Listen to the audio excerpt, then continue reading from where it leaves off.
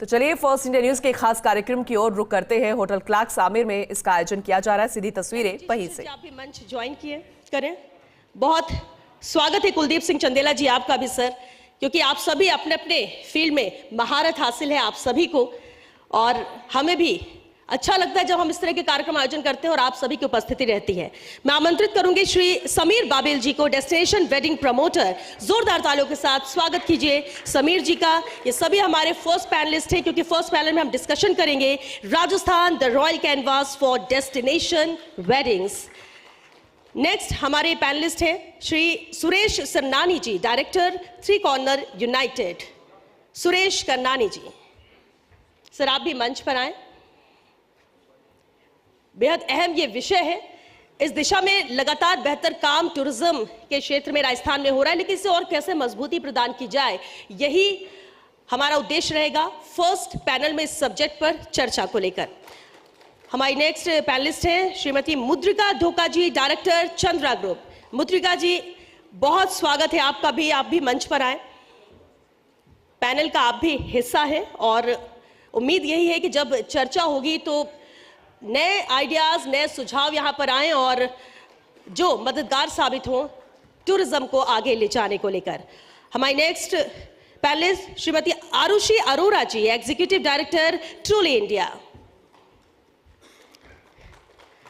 जोरदार तालियां। देखिए अभी कुछ और लोग जुड़ेंगे, ये सभागार भी, ये हॉल भी खचाखच भरेगा, लेकिन आप लोग ये मत इंतजार करिए कि जब लोग आएंगे तालियां बजेंगी। तालियां इतनी ही गड़गड़ाहट अभी भी होनी चाहिए इन चंद लोगों में भी। और मैं साथ ही आमंत्रित करूंगी श्री तरुण बंसल जी को, president hotel and restaurant association of Rajasthan HRAR। बहुत स्वागत है तरुण जी आपका भी, क्योंकि आज का ये पैनल जिसको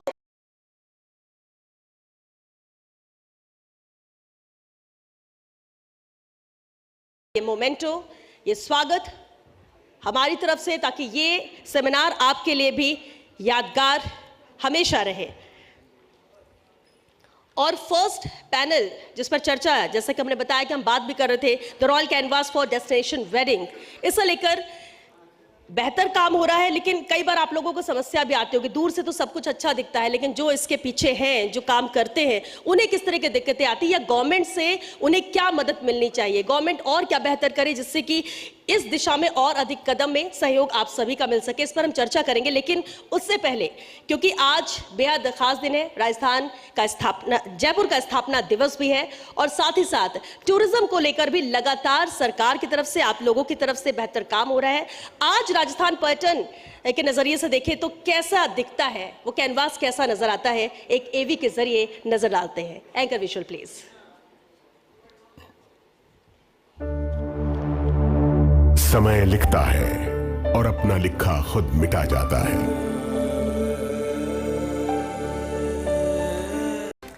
तो चलिए राजधानी जयपुर के क्लार्क्स आमिर का रुख करते हैं। फर्स्ट इंडिया न्यूज का खास कार्यक्रम और सीधी तस्वीरें वहीं से। फतेह प्रकाश और ये सब प्रॉपर्टीज़ को उन्होंने वेडिंग के लिए खोला, और वहाँ से शुरुआत होती है वेडिंग डेस्टिनेशंस राजस्थान की। उसके बाद में जयपुर का सिटी पैलेस भी खुला, रामबाग वगैरह, ये वेडिंग्स लेने लगे। पहले सब परहेज करते थे वेडिंग्स करने के लिए होटलों में, तो अब एक टाइम ऐसा आ गया कोविड के बाद में, जब सब कहते हैं हम वेडिंग करेंगे, हम वेडिंग करेंगे, क्योंकि गोरे आने बंद हो गए। सो अनफॉर्चुनेटली ये एक ट्रेंड बदला और आगे का नया ट्रेंड में इसी प्रकार से है। सो अब जो सोचने की बात है सरकार की और हम हॉस्पिटैलिटी इंडस्ट्री के लोगों की, वो ये है कि जैसे सरकार बड़े बड़े सिटीज़ के अंदर सैटेलाइट टाउन्स बनाती है ताकि कंजेशन कम हो सिटी, मेन सिटीज़ का, उसी तरीके से जो हमारी वेडिंग डेस्टिनेशन ऑलरेडी डेवलप्ड हैं उनके इर्द गिर्द आधा घंटा 1 घंटा दूरी के ऊपर हमारे को नए वेडिंग डेस्टिनेशन डेवलप करने चाहिए। एक ये फॉर एग्जांपल जयपुर का ऐप लीजिए, जयपुर के पास में मुंडोता है, कानोता है, ये सब वेडिंग डेस्टिनेशन डेवलप हो रहे हैं क्योंकि कनेक्टिविटी बढ़िया है और कंजेशन कम हो रहा है। तो दूसरा जो इम्पोर्टेंट चीज़ है, वेडिंग डेस्टिनेशन 2 जगह बनती है, एक तो हेरिटेज साइट्स होती है या नेचुरल साइट्स होती है, वहाँ पर वेडिंग डेस्टिनेशन डेवलप होती हैं। तो जयपुर में जहाँ तक मैंने आपको बताया, ये इस प्रकार से ये और भी जगह हैं आसपास में जो हेरिटेज लोकेशंस हैं, हेरिटेज प्रॉपर्टीज़ हैं, उनको हम डेवलप कर सकते हैं। उदयपुर का जहाँ तक सवाल है, जो मैंने देखा, उदयपुर के आसपास में, उदयपुर में काफ़ी कंजेशन हो गया, लेक के उस ऊपर खूब सारी वेडिंग्स होती हैं, आसपास में सब हो रही हैं। तो ये जो 15-20 किलोमीटर 40 किलोमीटर दूर प्रॉपर्टीज़ हैं, वो अब नई डेवलप हो रही हैं। उसके लिए एक्सेसिबिलिटी, हमारे को रोड कनेक्टिविटी की बहुत ज़रूरत है। ये 2 डेस्टिनेशन है, उदयपुर अपना जोधपुर है, ये भी इसी तरह से डेवलप हो गया। परंतु जो नए डेस्टिनेशन की बात है, जो नए हम वेडिंग डेस्टिनेशन कैसे डेवलप करें, उसके लिए हमारे को जो आपने एग्जांपल दिया खेतड़ी का, अब खेतड़ी जिस दिन मैं उसको बनाने लगा तो हमारे को ये सोचना ज़रूरी होता है कि एक आइकॉनिक प्रॉपर्टी उस डेस्टिनेशन के ऊपर आना ज़रूरी है। वो आइकॉनिक प्रॉपर्टी पूरा ड्रॉ करेगा वेडिंग के लिए, और उसके बाद में उसके इर्द गिर्द उस एरिया को डेवलप करना है। अब accessibility, that is road connectivity हो, रेल कनेक्टिविटी हो या एयर कनेक्टिविटी हो, ये सब चीज़ें बहुत महत्वपूर्ण। इसमें सरकार हमारे को फैसिलिटेट कर सकती है। सरकार को ये सोचना ज़रूरी है कि जो एयरपोर्ट्स हैं, या तो पुरानी एयर स्ट्रिप्स हैं उनको डेवलप करें या नए ग्रीनफील्ड एयरपोर्ट बनाएं। Thank you. सुरेश जी, मैं आपके पास आता हूँ। अभी सर ने एक्सेस की बात करी। जो ये 80-90 दिन होते हैं सावों के, और we have marriages that are, you know, there's a term, the big fat Indian wedding. So there is a requirement of vehicles, there's a requirement of transport. तो are we geared up? हमारे पास क्या resources हैं? I'm talking to you as a tour operator. Do we have the resources? Do we have the vehicles that are required in numbers? Let us say thank you very much, everyone. First of all, yes, we do have a now infrastructure to facilitate good weddings here, but still we'll be needing some help from the government to give us a little bit more open hands with the transportation, taxism, and more facilities. Number one, I will definitely agreed with Gat Singh ji saying that Mewar Singh ji, Arvind Singh ji Mewar was the first person who started. But आज की तारीख में I rather say it, any small good place, like now there's a new destinations are coming up, like Ajabgarh. Nobody was knowing it. There are few places. No, आज की तारीख में wedding destination एक ऐसा हो गया है कि everybody wanted to go a new destination and spend their quality time 3-4 days, whatever their things are required. But still, there are few days in a year where we don't find any destination and we have to shift ourselves from India to any other destination. Because recently we did one wedding at Thailand. Why? Because there was no space available in entire Jaipur or Udaipur or good destination. So I'll be definitely needing a request from everybody to give us a little more rooms and make this wedding hotel facilities more easy, so everybody can get it done. Thank you very much. Thank you. Kuldeep ji, I would like to ask you, what is the marketing strategy जो हमें अपना adapt करनी चाहिए जिससे राजस्थान को हम और भी पॉपुलर कर सकें? धन्यवाद तरुण। सबसे पहले तो आपने मंच दिया है, उसके लिए बहुत बहुत धन्यवाद पवन अरोड़ा साहब। मैं अभी सोच ही रहा था कि बहुत रेयर, अगर आप इंडिया के बैट्समैन भी देखेंगे जिन्होंने फर्स्ट और सेकंड इनिंग में दोनों में सेंचुरी मारी है, तो 3 या 4 ही हुए हैं। और आपने अपनी फर्स्ट सेंचुरी इतनी बढ़िया निकाली, फर्स्ट इनिंग और सेकंड इनिंग इतनी बढ़िया खेल रहे हैं आप वापस से, उसके लिए तहे दिल से बधाई।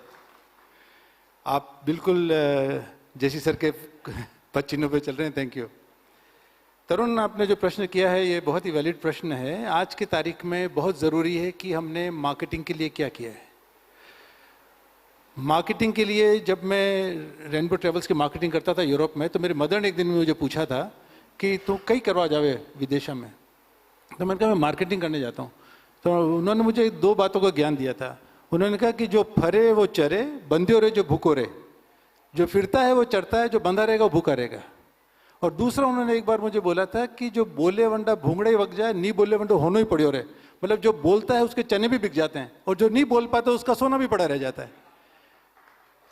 तो ये हमारे मदर की सीख थी। तो जब हम मार्केटिंग में जाते तो फिर हमने बोलना सीखा, और बोलना सीखा तो हम उसमें सफल भी रहे। आज की तारीख में जो हम प्रयास कर रहे हैं, और हमारी राजस्थान सरकार जो प्रयास कर रही है, उसमें जो इंटरनेशनल मार्केटिंग है, क्योंकि आज हमारा सबसे बड़ा ड्रॉबैक ये रह गया है कि कोविड के बाद हमारा इनबाउंड टूरिज्म डाउन हो गया है। तो इनबाउंड टूरिज्म को ऊपर करने के लिए, उसको बढ़ाने के लिए हमको निरंतर प्रयास करते रहना पड़ेगा कि हम पर्यटन के विकास के लिए क्या क्या प्रयास कर सकते हैं। और उसी के लिए जो इंटरनेशनल मार्केटिंग के अंदर जो FSTR असिस्ट कर रही डिपार्टमेंट को, तो ये FSTR के लिए बड़ी गौरव की बात है, और उसके लिए मैं पूरी FSTR टीम को बहुत बहुत धन्यवाद देना चाहूँगा कि आप लोग है सीधी तस्वीरें, वहीं से खास सेशन जारी है। आप देख लीजिएगा कि हर इवेंट में you will find a wheelchair, then you will have ambulance, doctors, paramedical staff, firemans होंगे, एक्सटिंग्विश होंगे। तो जब इनिशियली जब हम क्लाइंट्स के पास ये सारी कॉम्प्लाइंसेस की बातें करते थे तो उन्हें लगता था अरे ये तो नहीं चलता, इसकी क्या ज़रूरत है। बट नाउ यस, क्लाइंट्स भी एजुकेट हुए हैं और एजेंसीज भी इसमें करें। सो इंडस्ट्री यूज़ कर रही है। मतलब मेरा एक और सवाल है आपसे। जब शादी ऑर्गेनाइज होती है तो क्या ग्रैंडियर, उसकी भव्यता ही एक सोपान है जिसको क्लाइंट्स देखते हैं, या वो उससे ज़्यादा भी कुछ चाहते हैं कि साहब कल्चरल इमर्शन कितना है, हम जहाँ आए हैं उसके बारे में।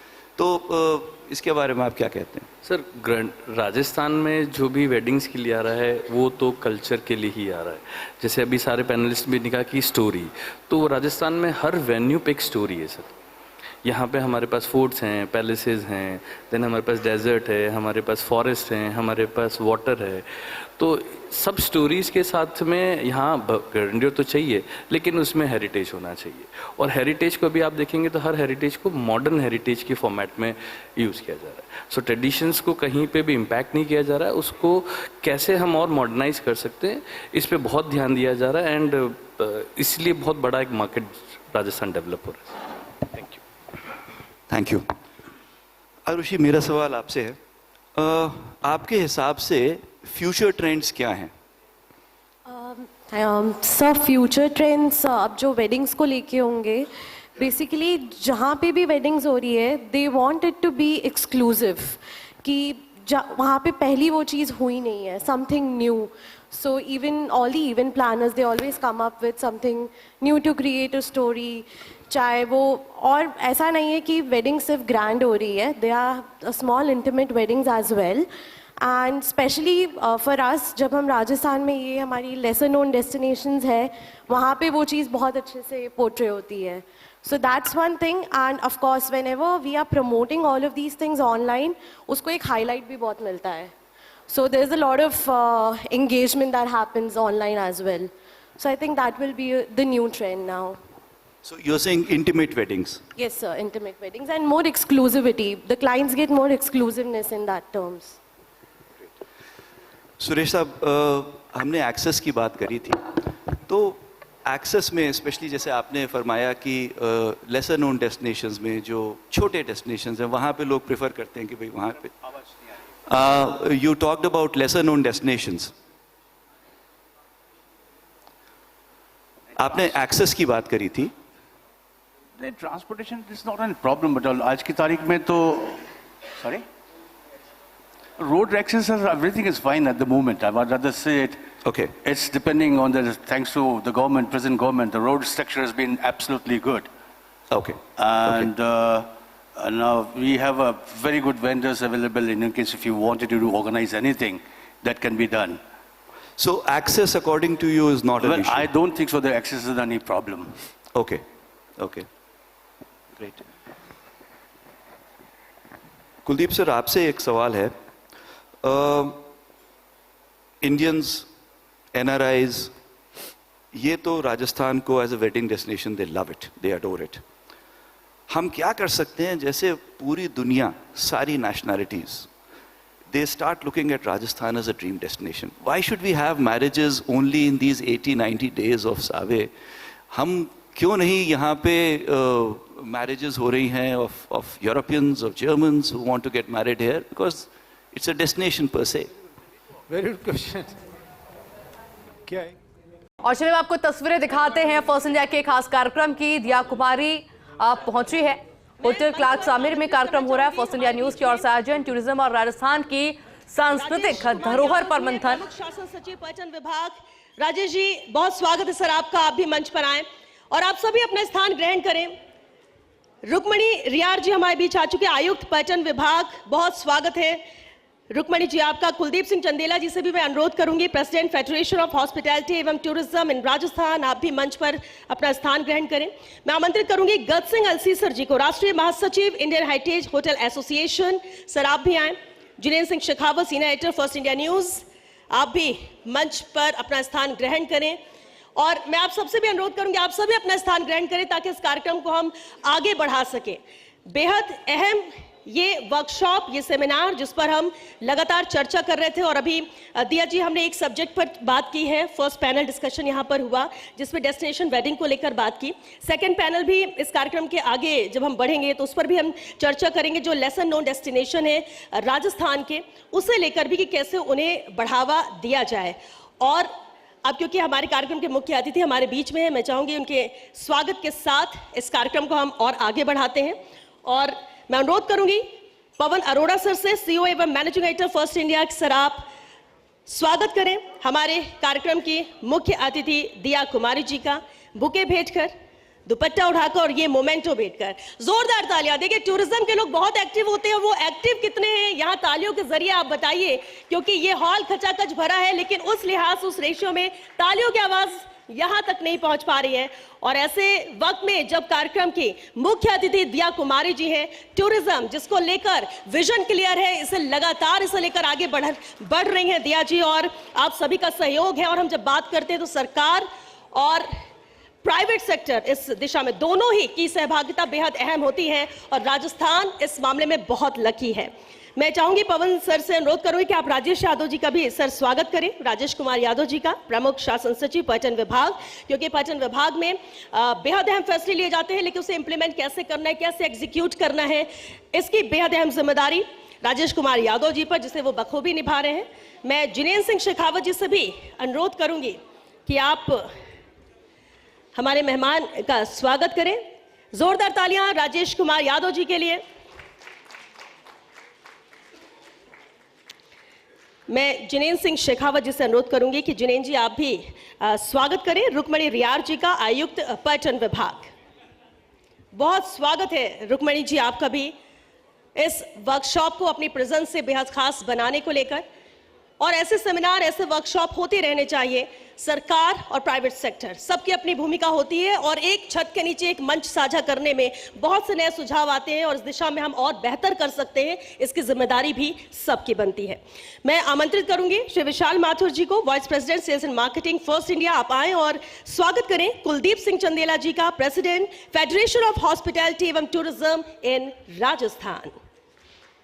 जोरदार तालियों के साथ स्वागत कुलदीप जी का। और बेहद अहम सवाल भी उठाए और इस सेक्टर में क्या कुछ और बेहतर हो सकता है उसके सुझाव भी दिए कुलदीप जी ने फर्स्ट पैनल में। बहुत शुक्रिया सर इस कार्यक्रम का हिस्सा बनने को लेकर। मैं आमंत्रित करूंगी श्री ललित गंगवानी जी सीएफओ और श्री शिशिर Awasthi ji digital head first India, आप दोनों ही मंच पर आए और स्वागत करें श्री गत सिंह अलसीसर जी का, राष्ट्रीय महासचिव इंडियन हेरिटेज होटल एसोसिएशन।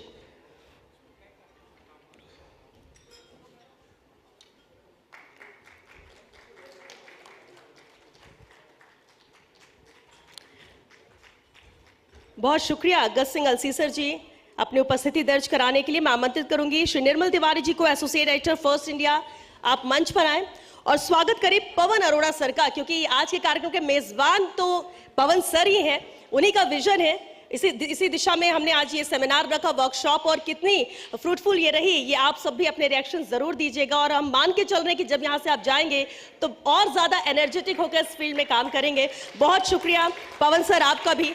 ऐसे आयोजन हमें मीडिया इंडस्ट्री को करते रहना चाहिए, ये एक आप नया विजन भी दूसरों के लिए दे रहे हैं।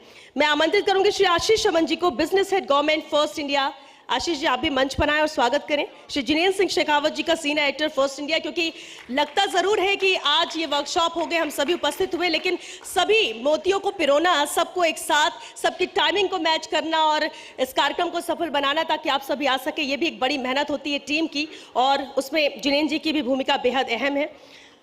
और कार्यक्रम को मैं आगे बढ़ाते हुए स्वागत उद्बोधन के लिए पवन अरोड़ा सर को बुलाऊं, उससे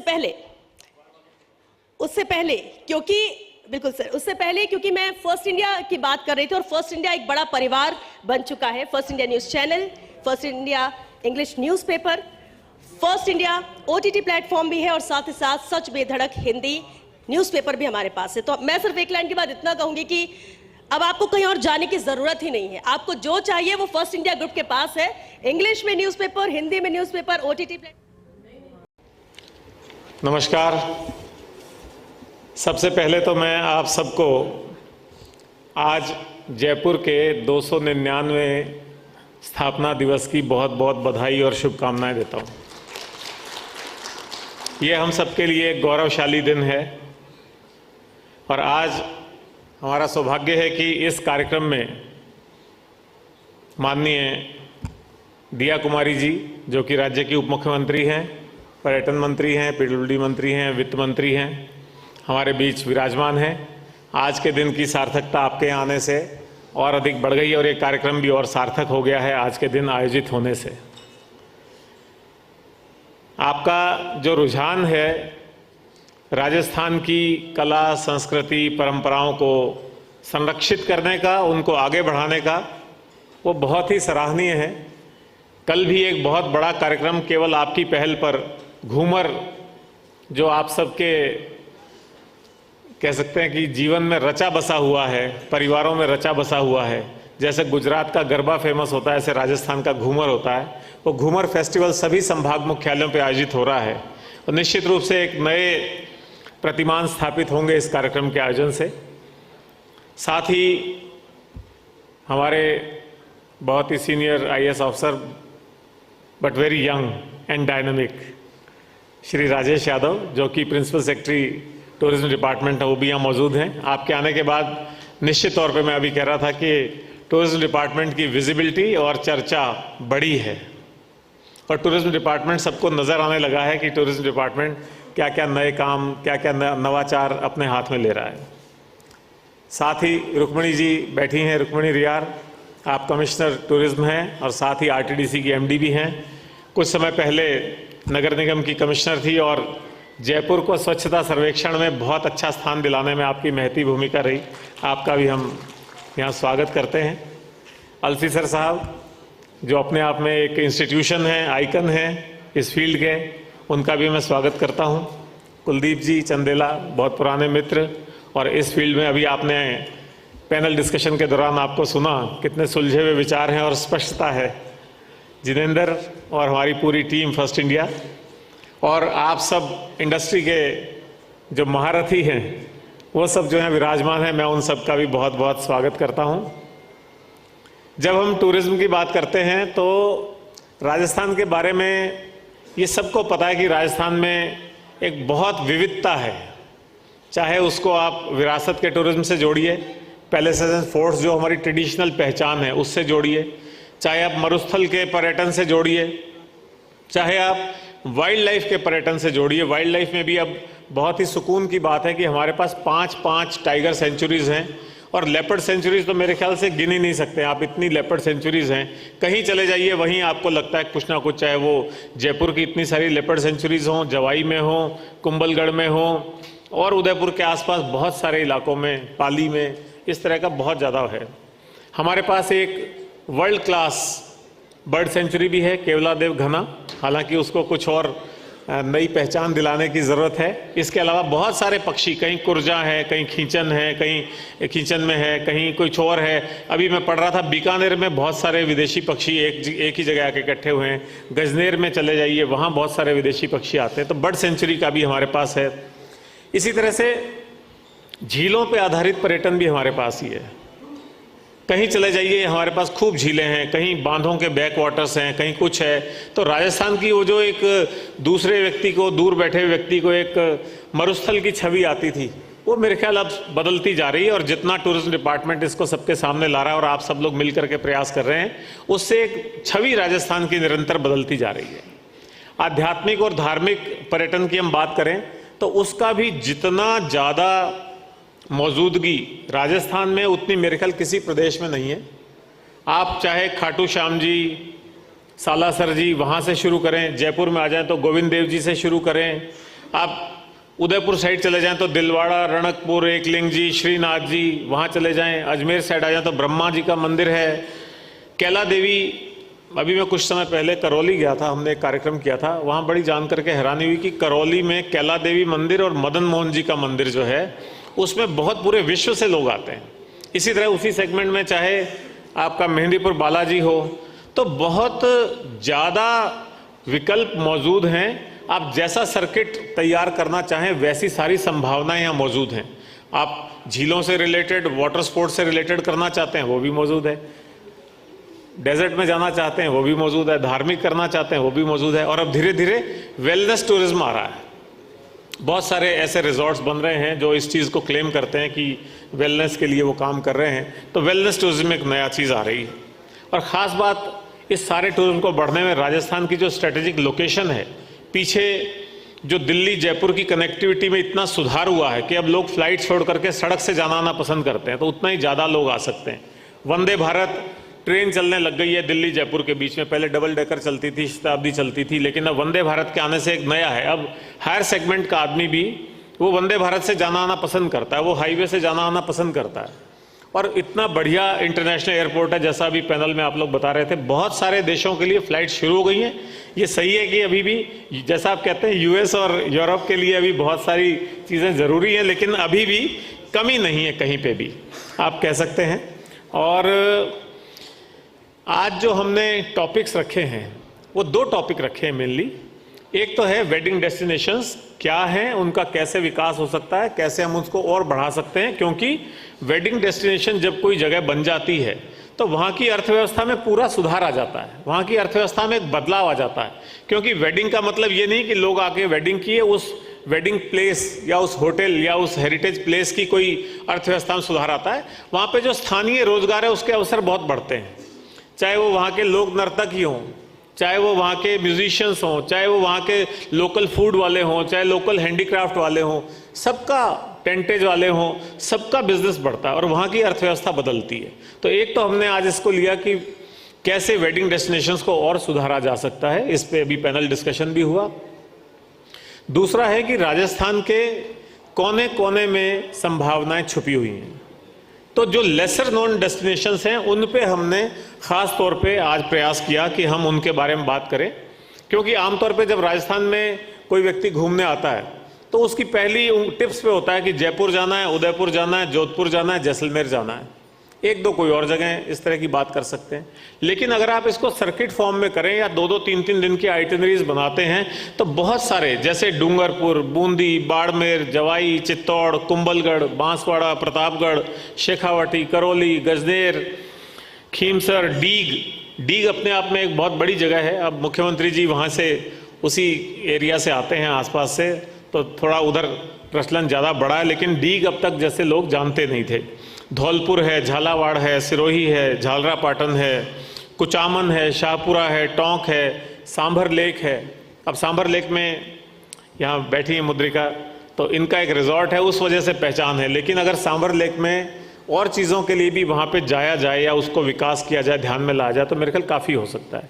इसी तरह जयपुर के पास चंदलाई बांध है, यहाँ पे भी अब सर्दियाँ आ रही हैं, आप देखेंगे बहुत बड़ी संख्या में पक्षी आएंगे। लेकिन चंदलाई बांध का जो प्रोजेक्ट है वो काफ़ी सालों से पेंडिंग चल रहा है।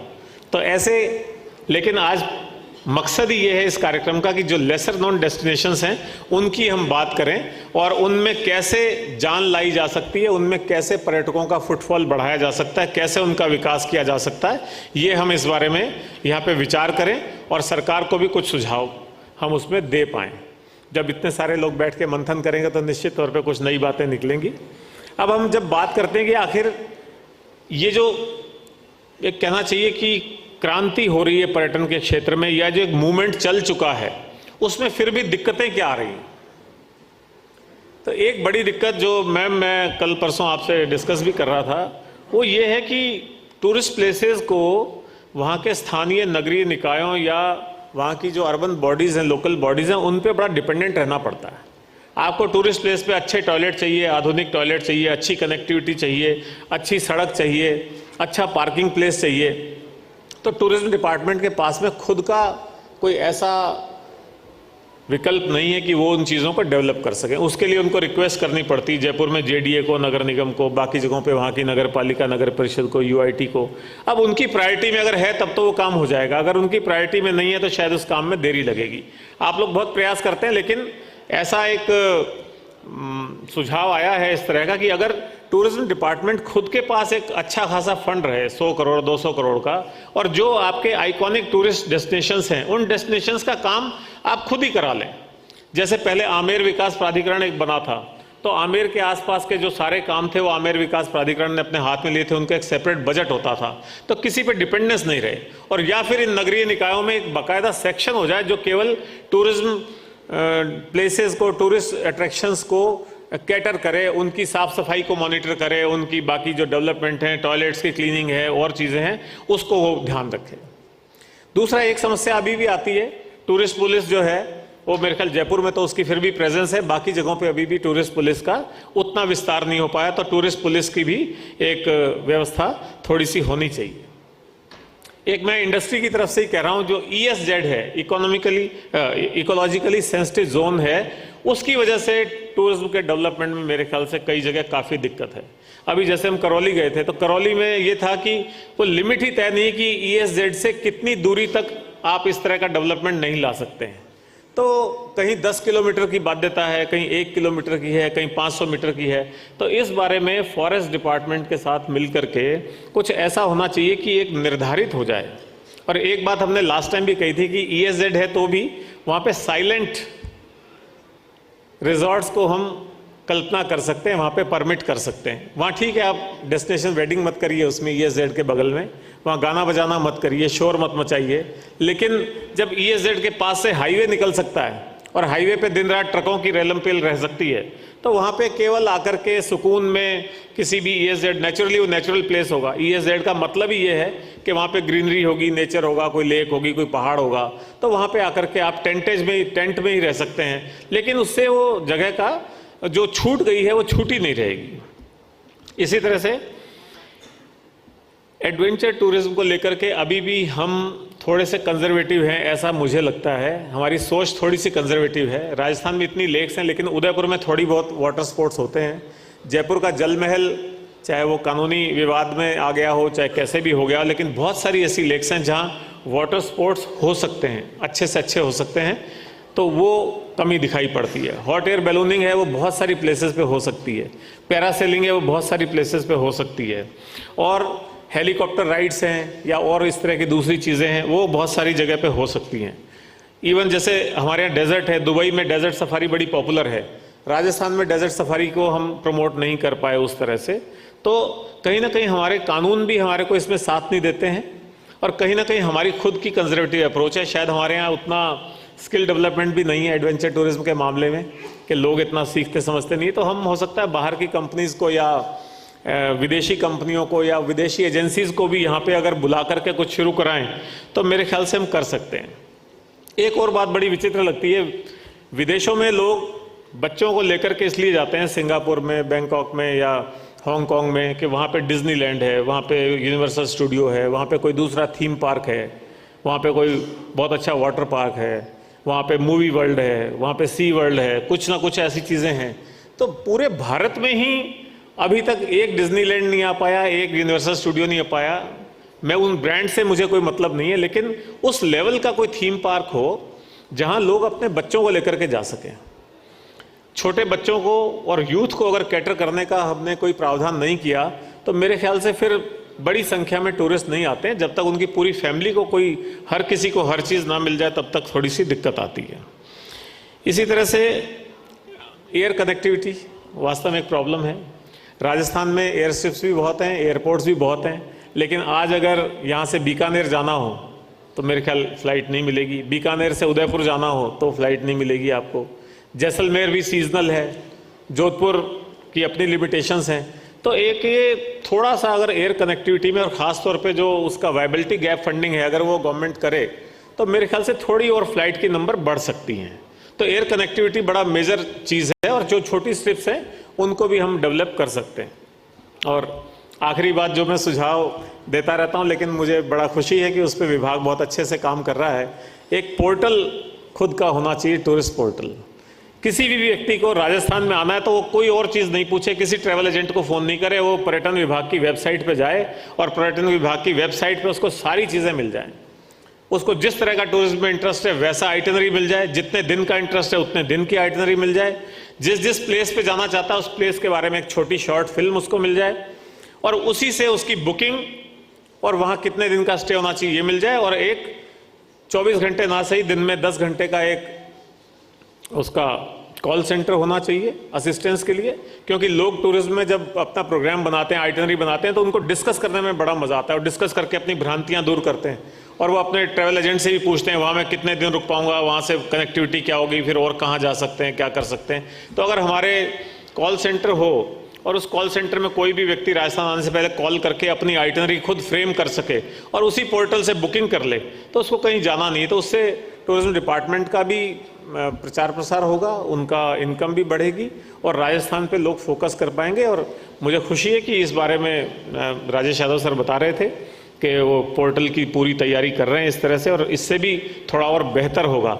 और उप मुख्यमंत्री जी भी कल परसों बता रही थी कि इस पोर्टल की बहुत तेज़ गति से तैयारी है, वित्त विभाग से कुछ इनकी बातचीत चल रही है तो जल्दी सॉर्ट आउट हो जाएगी और बहुत अच्छा पोर्टल आने वाले दिनों में राजस्थान को मिलेगा। तो ये एक शुभ संकेत है कि हम जल्दी जल्दी पर्यटन विभाग के कार्यक्रम कर पा रहे हैं और राजस्थान की अर्थव्यवस्था में जो पर्यटन विभाग का रोल है वो धीरे धीरे बढ़ता जा रहा है। अभी 13 अक्टूबर को राजस्थान ने विकसित राजस्थान 2047 का अपना विजन डॉक्यूमेंट रिलीज किया और उसमें टूरिज्म डिपार्टमेंट पे भी लगभग 15-20 पेज का विजन है और उसमें जो भी हमारी आज के हालात हैं उसको पूरा बदलने का एक विजन दिया गया है और उसके हिसाब से डिप्टी सीएम मैम ने मीटिंग्स भी ले ली हैं। विभाग एक कार्य योजना भी बना रहा है, 2030 तक क्या करना है, 35 तक क्या करना है, 2040 तक क्या करना है और 2047 तक क्या करना है, ये सारा चीज़ पे वर्किंग चल रहा है।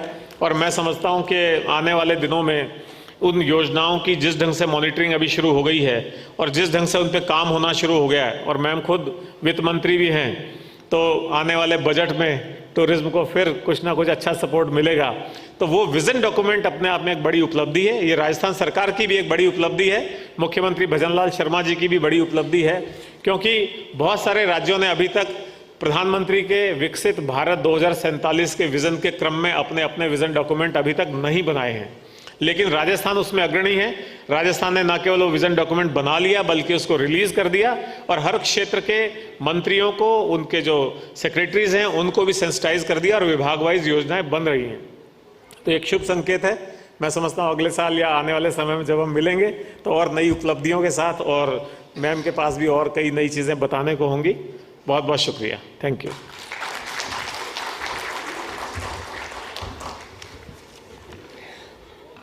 बहुत शुक्रिया पवन सर, जिस तरह से बेहद अहम सुझाव आपने दिए और ये बिल्कुल ठीक कहा आपने कि पर्यटन विभाग लगातार एक बड़े विजन के साथ आगे काम कर रहा है और अब आज मौका भी खास था, इत्तेफाक कहें या वक्त जैसे हमें मिला, जयपुर का स्थापना दिवस 298 साल का जयपुर हो चुका है, लगभग 3 शताब्दी का सफ़र जयपुर पूरा करने वाला। और ऐसे मौके पर मैं एडवांस में ही दिया जी आपसे वक्त चाहूँगी कि जब 3 शताब्दी पूरा हो, जब जयपुर 300वें अपनी वर्षगांठ मनाए, तो इस कार्यक्रम में आपकी मौजूदगी हमारे साथ ज़रूर हो अगले साल के लिए। अभी से आपका टाइम मैं चाहूँगी कि आप डायरी में नोट कर लें, क्योंकि ये बेहद खास मौका रहेगा।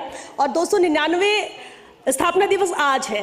अब क्योंकि जयपुर ने एक बड़ा लंबा सफ़र तय किया है, 300 साल लगभग पूरे होने वाले हैं और जितने आगे जयपुर बढ़ता गया उतना ही और खूबसूरत होता गया, उतना ही और खूबसूरती के साथ दिलों में बसता गया। ना सिर्फ जयपुर, ना सिर्फ राजस्थान, ना सिर्फ हिंदुस्तान बल्कि पूरे विश्व में। और यही वजह है कि जब कहते हैं ना पर्यटक सीजन आ गया है तो हर बार हम सिर्फ काउंटिंग करते हो, जब वो आंकड़ा आता है, जब निर्मल जी बताते हैं कि इतने लाख, इतने करोड़, इतने पर्यटक हमारे इधर आए हैं और उस वक्त जो दिक्कतें अगर हुई भी हैं तो उसको भी मेंशन किया जाता है ताकि अगली बार ऐसी मुश्किल ना हो और बड़ा लक्ष्य हम लेकर चले ताकि और पर्यटक अगर विजिट करें तो जयपुर आए, राजस्थान आए। और इसी दिशा में ये वर्कशॉप भी मददगार साबित होगी आगे आने वाले वक्त में।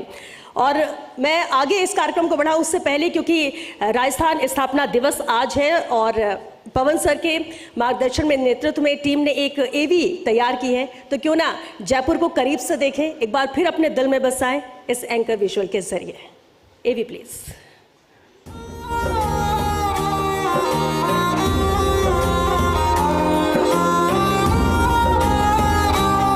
राजस्थान की धरा और उसके बीच बसाया गया एक अनोखा सपना, जयपुर।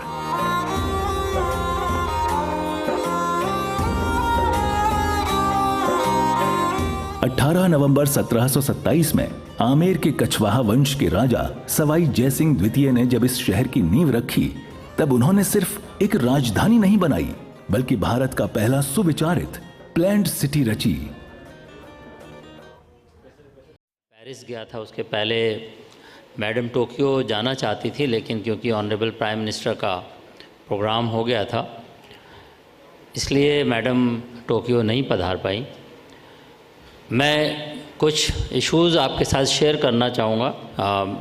काफ़ी जो इंडस्ट्री के लोग हैं उन्होंने काफ़ी डिस्कशन कर लिया, मैं रिपीट नहीं करूँगा। गवर्नमेंट जो है वो एक पॉलिसी मेकर है। पॉलिसी गवर्नमेंट की आपके इनपुट पर हम लोग बनाते हैं, डिपार्टमेंट बनाता है, और आपकी इनपुट के आधार पर बहुत सारी पॉलिसीज़ ऑलरेडी बनी हुई हैं। आप सबको ये पता है कि राजस्थान पहला स्टेट था जिसने टूरिज़्म को इंडस्ट्री का दर्जा दिया। कई स्टेट ने इसको बाद में रेप्लिकेट किया अपने यहाँ, और उसका बेनिफिट हमारी पूरी इंडस्ट्री को है। राजस्थान टूरिज़्म यूनिट पॉलिसी, जिसमें स्पेसिफिकली होटल या स्टे या थीम पार्क, एंटरटेनमेंट पार्क, इस तरह के करीब 25 एक्टिविटीज़ उसमें कवर की हुई है। उसकी एक अलग पॉलिसी है। राजस्थान टूरिज़्म पॉलिसी जो 2020 की थी वो ऑलरेडी हमने कैबिनेट के सामने अभी रख दी है, हमारी तरफ से कंप्लीट होके गई हुई है। नेक्स्ट कैबिनेट जब भी होगी तो आपके सामने एक नई राजस्थान टूरिज़्म पॉलिसी भी आएगी। इसके अतिरिक्त ये बहुत बड़ी डिमांड सबकी थी कि राजस्थान में फ़िल्म शूटिंग बहुत होती है, उसकी कोई सेपरेट पॉलिसी नहीं है। तो मैडम के निर्देशन में एक नई फ़िल्म शूटिंग प्रमोशन पॉलिसी बन चुकी है, और मुझे उम्मीद है कि राजस्थान टूरिज़्म पॉलिसी और फिल्म प्रमोशन पॉलिसी दोनों ही नेक्स्ट कैबिनेट में आएंगी। इसलिए यहाँ की जो होटल इंडस्ट्री है या टूरिज़्म है उसको भी इससे बहुत बड़ा बूस्ट मिलेगा। हम सबको अगर एक बहुत अच्छा एग्ज़ाम्पल मैं देना चाहूँ, वो एक मूवी है ज़िंदगी मिलेगी नहीं दोबारा और स्विट्ज़रलैंड, दो ऐसी जगह हैं जो इंडिया में केवल मूवीज़ की वजह से प्रमोट हुई हैं। बाकी लोगों को इतना पता नहीं था, लेकिन यश चोपड़ा जी ने इतनी शूटिंग स्विट्ज़रलैंड में की है कि उनकी स्टैचू स्विस कंट्री ने लगाई और उनको वहाँ का जो बेस्ट सिविलियन अवार्ड है वो भी दिया है। और पिछले 10 साल का एग्ज़ाम्पल है आपका स्पेन, जो इंडियन टूरिस्ट के लिए एक बहुत बड़ा डेस्टिनेशन बना है।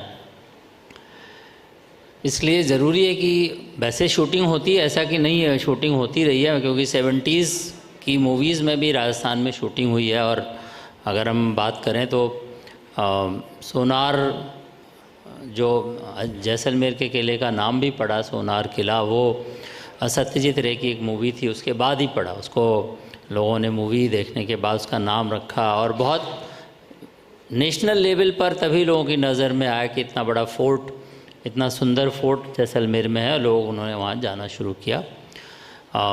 जो मुझे याद है, जो पहली बार मैंने कोई मूवी देखी, रेशमा शेरा, जिसमें सुनील दत्त और अमिताभ बच्चन की शूटिंग हुई थी। अभी मुझे कोई बता रहा था, मेरे दिमाग में अभी किससे मेरा डिस्कशन हो रहा था, गुलामी पिक्चर थी मिथुन चक्रवर्ती की, तो उसके गाना मैं सुन रहा था, तो मैं उसको जोधपुर के एक दो प्लेसेस के बारे में सोचा था, शायद वहाँ शूटिंग हुई होगी या उधर, बट बाद में मुझे पता लगा, किसी ने मुझे शेयर किया कि शेखावाटी या झुंझुनू कहीं, हाँ वहाँ शूटिंग हुई थी।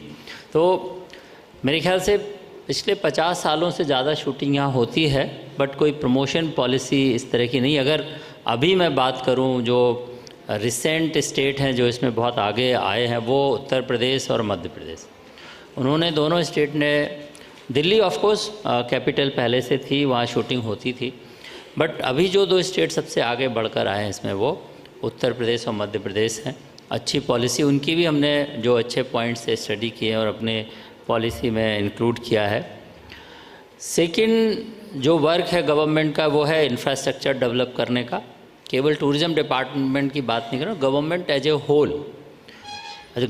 होल, हमारा काम है कि हर तरह का इंफ्रास्ट्रक्चर डेवलप किया जाए, जिससे बाहर से आने वाला कोई भी व्यक्ति हो, उसको हम एक टूरिस्ट भी बोल सकते हैं, बिजनेस के पर्पज़ के लिए भी आ सकता है। वो टूरिज़्म और बिजनेस का पर्पज़ काफ़ी कुछ आपस में जुड़ा हुआ है, इसलिए उन दोनों के लिए ज़रूरी है कि इंफ्रास्ट्रक्चर, आने जाने का इंफ्रास्ट्रक्चर होना चाहिए। अभी जो सबसे बड़ी रिक्वायरमेंट है, वो अभी गज सिंह जी भी कह रहे थे कि टाइम, क्योंकि राजस्थान जोग्राफिकली बहुत बड़ा स्टेट है, इसलिए टाइम लगता है। लोगों को लगता है कि मैं अपने डेस्टिनेशन पे जल्दी कैसे पहुंचूं।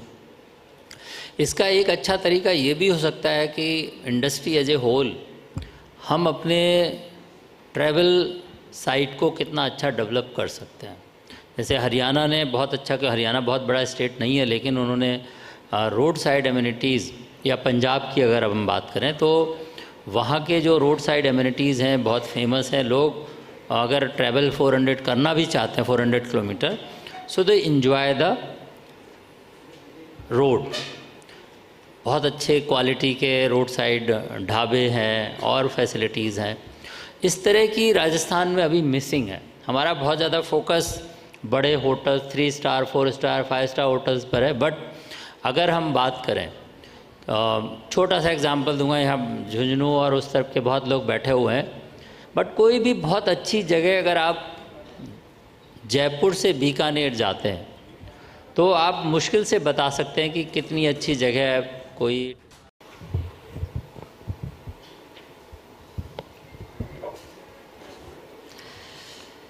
नमस्कार। सबसे पहले तो मैं फर्स्ट इंडिया का और पवन अरोड़ा जी का धन्यवाद देती हूँ कि आपने एक बहुत ही, ये जो कॉन्फ्रेंस तो आपने की बहुत इम्पॉर्टेंट है, बहुत महत्वपूर्ण है, लेकिन साथ ही जो सब्जेक्ट है, जो हमारे लेसर नोन डेस्टिनेशंस और वेडिंग डेस्टिनेशन का जो आपने सब्जेक्ट चुना है, बहुत महत्वपूर्ण है। धन्यवाद आपका बहुत बहुत। और आज जयपुर स्थापना दिवस है, तो जयपुर स्थापना दिवस की सभी को बहुत बहुत शुभकामनाएं, बहुत बहुत बधाई। कार्यक्रम में पधारे हमारे principal secretary tourism Rajesh Yadav ji, हमारी रुक्मणी रियार जी, आयुक्त पर्यटन विभाग हमारे पवन अरोड़ा जी, हमारे गज सिंह जी अलसी सर, हमारे कुलदीप सिंह जी, जितेंद्र सिंह जी, और यहाँ आज उपस्थित सभी पर्यटन जगत के दिग्गज, सभी जो टूरिज़्म से जुड़े हुए हैं, आप सब लोग यहाँ आज पधारे हैं। बहुत मुझे लगता है हम सब के लिए बहुत सारी बातें आज सजेस्ट लोगों ने की हैं, डिस्कस सब ने की हैं। मुझे लगता है सब लोग अभी क्योंकि लास्ट में जो बोलता है, मुझे लगता है सारी बातें हो चुकी होती हैं, और आई थिंक हम सब अभी सोच रहे हैं कि क्या, what is the next, what next basically.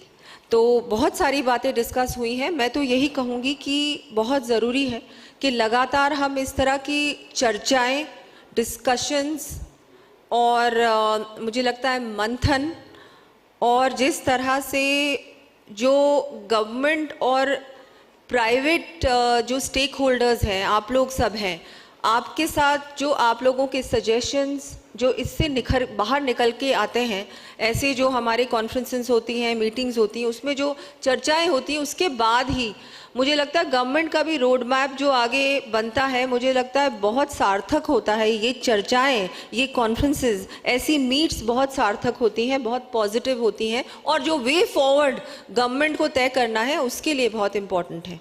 तो मैं धन्यवाद देती हूँ आप लोगों के जो आज जो 2 टॉपिक्स हैं, destination wedding hub Rajasthan, I think उस पे तो मुझे लगता है ज़्यादा बोलने की आवश्यकता नहीं है। जिस तरह से वेडिंग हब बन चुका है, विशेषकर उदयपुर, आई थिंक वहाँ अगर मुझे भी रूम की आवश्यकता है तो मुझे भी रूम नहीं मिलता है। ये बहुत अच्छा है, बहुत अच्छा है, लेकिन इस पे भी एक चर्चा का विषय है कि हमको ऐसे कैटेगरी के रूम्स की भी आवश्यकता है जो कि शायद 7 स्टार और 5 स्टार ना हो, लेकिन जो मिड लेवल कैटेगरी है उसमें आई थिंक सारे आज इंडस्ट्री के लोग यहाँ मौजूद हैं। तो मैं कहना चाहूँगी आपसे कि government will make the atmosphere, will facilitate. हम लोग फैसिलिटेटर हैं, हम लोग यहाँ बिजनेस करने नहीं आए हैं और ना करना चाहते हैं। हम लोग पॉलिसीज़ बना सकते हैं, हम वो माहौल बना सकते हैं, व्यवस्थाएं, चाहे वो रोड इंफ्रास्ट्रक्चर हो जैसे राजेश जी ने आपको बताया, इम्यूनिटीज़ हो, सफाई हो, सिक्योरिटी हो, ये सारी चीज़ें गवर्नमेंट बना सकता है, एक फैसिलिटेट कर सकता है। लेकिन जो बिजनेस करने का काम है वो आप लोगों का है, और उसमें अगर कोई भी आपको सहयोग की आवश्यकता हो, कहीं भी आपको चाहिए कि गवर्नमेंट क्या कर सकता है, गवर्नमेंट की परमिशंस की आवश्यकता, बहुत बार सहयोग की आवश्यकता, बहुत बार जो रोड ब्लॉक्स आते हैं उसको कैसे हम दूर कर सकते हैं, उसके लिए गवर्नमेंट आपके लिए तैयार है। वो हम लोग एक पॉजिटिव माइंडसेट से आप लोगों के साथ करने को पूर्ण रूप से तैयार हैं और करेंगे। आई थिंक मैं यहाँ पर पर्यटन मंत्री हूँ, तो आपको इसके लिए निश्चिंत रहना चाहिए कि मैं जब हूँ तब मुझे लगता है ये बहुत सोच समझ के गवर्नमेंट ने भी मुझे ये रिस्पॉन्सिबिलिटी दी है कि हाँ, मैं समझती हूँ थोड़ा बहुत tourism, and I know what difficulties come. मुझे पता है इतना आसान नहीं होता है, लेकिन हम यहाँ आप लोगों के लिए हैंड होल्डिंग के लिए और आगे ले जाने के लिए government is there for you, we are your partners. तो आप इसी माइंडसेट की तरह के साथ हम लोग आगे बढ़ें। अभी बहुत सारी बातें हुई कि टूरिज़्म एक पोर्टल होना चाहिए, तो बहुत खुशी की बात है, हम लोग टूरिज़्म ऐप बना रहे हैं। बहुत जल्दी आपके पास एक बहुत अच्छा टूरिज़्म ऐप होगा जो आपके फिंगर टिप्स पे होगा, आपके फ़ोन्स पे होगा। आप डाउनलोड करें और उसके बाद आपको वो बहुत कुछ, because it should be and we want it to be AI enabled. So if it is AI enabled, वो आप लोगों का आपके इंटरेस्ट क्या है उसके हिसाब से आपकी आइटिनरी बनाएगा। But I do not want the tour operators who are here to be out of a job, so हम ऐसा कुछ नहीं करेंगे। We will only be suggesting, everything else regarding bookings etc will be done by you people. They are all sitting here, so I don't want to get on anybody's wrong side here. Tourism अकेला tourism विभाग नहीं है हमारी, चाहे वो local bodies हो, चाहे वो एविएशन हो, चाहे वो PWD हो, चाहे वो बिजली विभाग हो, चाहे वो और कोई विभाग हो, उनके साथ हमारा हम लोगों का तालमेल रखना, उनके साथ मिलकर काम करना ही टूरिज़्म। एक्चुअली टूरिज़्म डिपार्टमेंट को देखा जाए तो फैसिलिटेटर ज़्यादा है और एक्चुअल काम करने वाला डिपार्टमेंट नहीं है, ये हम सब जानते हैं।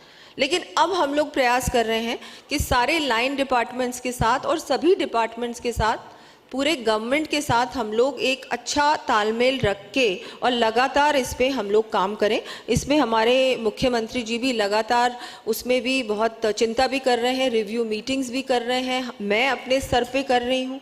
और हम सब जानते हैं प्रधानमंत्री जी का भी जो विजन है, जो विकसित भारत की हम बात करते हैं, उसमें पर्यटन बहुत बड़ा रोल प्ले करने वाला है। आज भी हमने देखा मोदी जी जब भी कोई सेलिब्रिटी या बड़ा कोई वर्ल्ड लीडर आता है भारत, तो वो इसमें मेक श्योर करते हैं कि वो कोई टूरिस्ट प्लेस को विजिट करें, और उस समय उसको जो एक ग्लोबल प्लेटफॉर्म मिलता है, जो एक मुझे लगता है पब्लिसिटी मिलती है, वो इससे पहले किसी ने सोची भी नहीं थी।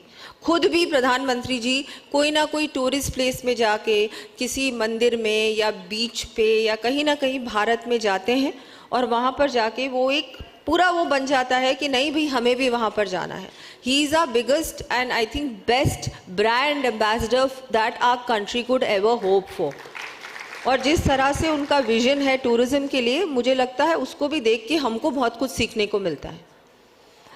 दूसरी बात मैं ये भी बताना चाहूँगी कि आपने एडवेंचर टूरिज्म की बात की, तो we are working on that also. उसको भी हम लोग कैसे आगे बढ़ा सकते हैं। हाँ, स्टम्बलिंग ब्लॉक्स आते हैं क्योंकि इसमें फॉरेस्ट डिपार्टमेंट, एनजीटी, कोई ना कोई पता नहीं, I think out of work व्यक्ति पीआईएल कर देता है, फिर उससे हमको बहुत मुश्किलों से हम करते हैं, उससे भी हम लोग करते हैं। We deal with that also.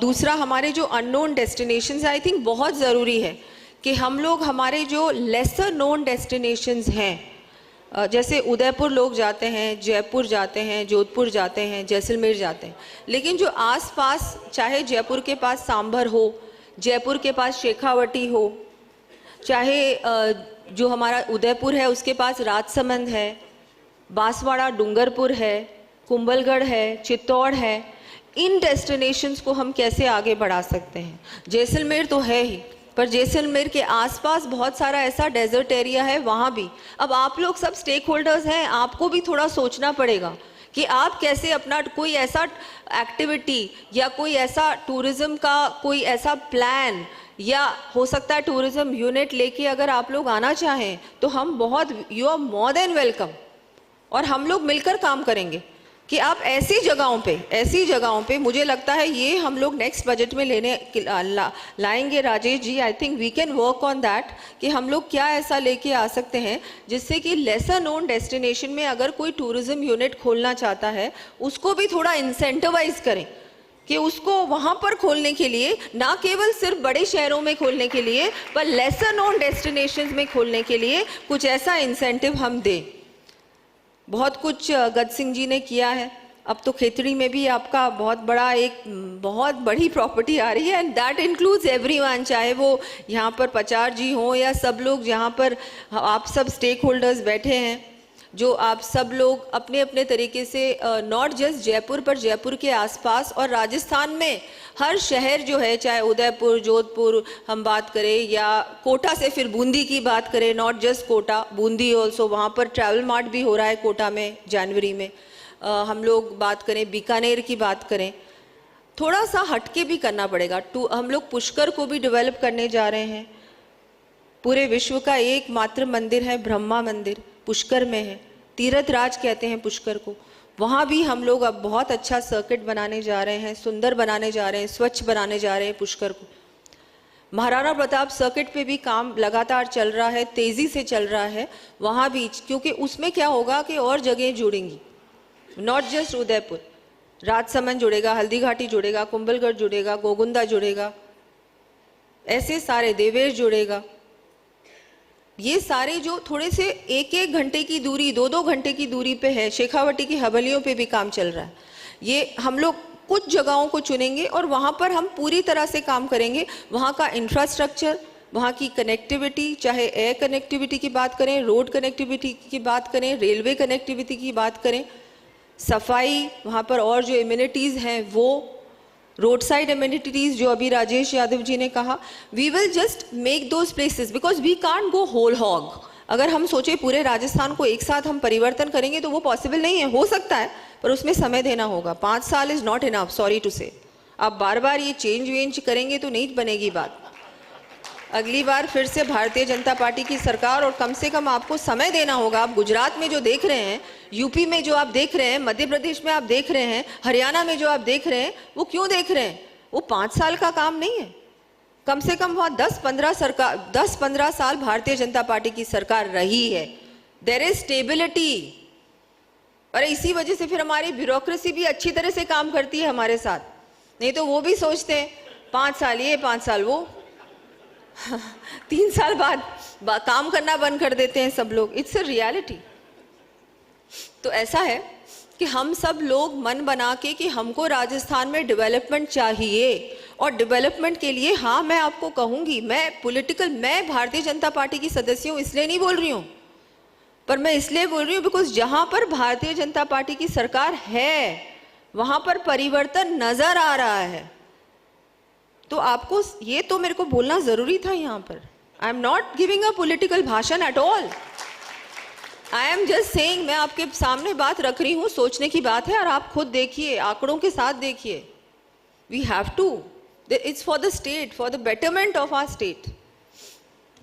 दूसरा, आपने, मैं ये भी कहना चाहूँगी, हमारा घूमर उत्सव है कल, विद्याधर नगर स्टेडियम में घूमर उत्सव है, उसमें आप सब पधारे.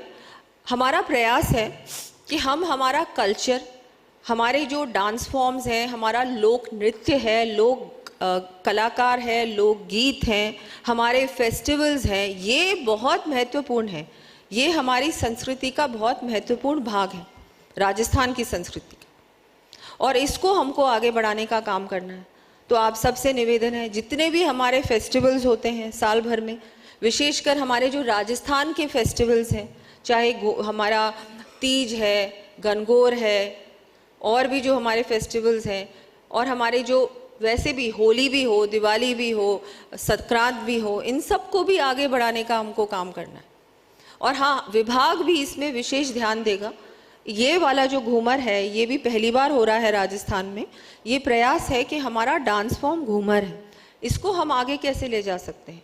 आपने देखा गुजरात में डांडिया गरबा को कहाँ पहुँचा दिया उन्होंने, भांगड़ा जो है पंजाब का, उसको कहाँ पहुँचा दिया. हम हमारे डांस फॉर्म्स के बारे में क्या जानते हैं, हमारी तो नई पीढ़ी आता ही नहीं उनको, तो क्या कैसे डांस करना है, क्या घूमर होता क्या.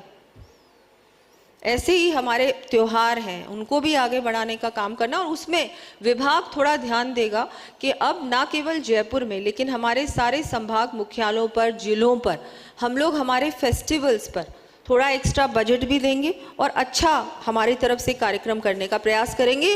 पर इसमें जब तक नागरिकों की सहभागिता नहीं होगी, तब तक ये पॉसिबल नहीं है, तब तक सक्सेसफुल नहीं हो सकता.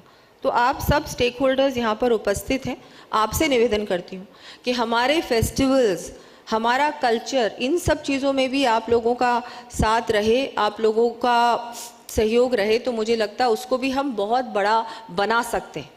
राजस्थान में जो पोटेंशियल है टूरिज़्म के लिए, आर्ट एंड कल्चर के लिए, वो किसी और स्टेट में नहीं है. मैं यहाँ बहुत सीरियसनेस से कह रही हूँ, बहुत है, बहुत कुछ है. ऐसे हमारे इतने टूरिस्ट डेस्टिनेशंस हैं, जगहें हैं, मतलब टूरिस्ट प्लेसेस हैं, जिसके बारे में कोई जानता भी नहीं है. पर अब कैसे आगे बढ़ा सकते, उस पर हमको सोचना भी होगा, काम भी करना होगा, पर आप लोगों के सहयोग से होगा. ये राजस्थान को एक हम लोग चाहते हैं कि यहाँ पर कॉन्सर्ट्स हों, यहाँ पर बड़े बड़े आयोजन हो. आईफा अवार्ड्स हम लोगों ने किया था लास्ट ईयर, कोशिश कर रहे हैं नेक्स्ट ईयर ऐसा ही कोई बड़ा आयोजन हो. और जो छोटे छोटे आयोजन हैं, चाहे वो ग्लोबल किसी आर्टिस्ट को यहाँ पर लेके आएँ, यहाँ उनकी परफॉर्मेंस करें, उससे भी टूरिज़्म बहुत बढ़ता है. डायरेक्ट और इनडायरेक्ट एम्प्लॉयमेंट मिलती है लोगों को. हम सब जानते हैं टूरिज़्म एक ऐसा क्षेत्र है जिसमें बहुत लोगों को एम्प्लॉयमेंट मिलती है. जो इकोनॉमी हमारी अभी है राजस्थान की, लगभग 12% is on tourism, but we can make it at least 25% if we all try hard enough. I think हमारा संकल्प होना चाहिए कि हम कोशिश करें कि राजस्थान को और कैसे राजस्थान में टूरिज़्म को एक बहुत बड़ा फैक्टर बना सकते हैं for in are revenue, in are economy. और उम्मीद भी है कि होगा ऐसा. हम लोग अभी जैसा कि राजेश यादव जी ने बताया कि 5,000 करोड़ टूरिज़्म इंफ्रास्ट्रक्चर फंड इस बार हमने बजट में एलोकेट किया है और उस पर काम चल रहा है. ये जो सारे सर्किट्स के बारे में मैंने आपको बताया, ये सारे यही जो 5,000 करोड़ एलोकेट किए गए हैं, पहली बार किए गए हैं. पिछली सरकार ने तो 500 करोड़ की घोषणा की थी, लेकिन दिए नहीं थे. हमने 5,000 करोड़ एलोकेट किए हैं और इसमें हम लोग बहुत तेज़ी से काम कर रहे हैं. लेकिन हम लोग कुछ जल्दबाजी में नहीं करने वाले. ये सारा जो ये सर्किट्स की मैं बात कर रही हूँ, यहाँ पर ये ऐसी जगहें हैं जिनमें बहुत हिस्टोरिकल सिग्निफिकेंस है, सेंटिमेंटल वैल्यू अटैच्ड है लोगों की. तो जो भी काम करें ऐसा करें जिससे कि अच्छा काम हो, पीढ़ियों तक लोगों को याद रहे कि ये सरकार ने बहुत अच्छा काम किया, और ऐसा काम किया जो लॉन्ग लास्टिंग हो, जो ऐसा हो जिससे कि हिस्टोरिकली भी हम सही काम करें. कॉन्जर्वेशन भी बहुत होता है ऐसी जगहों का, जब आप ऐसी जगह को छूते हो.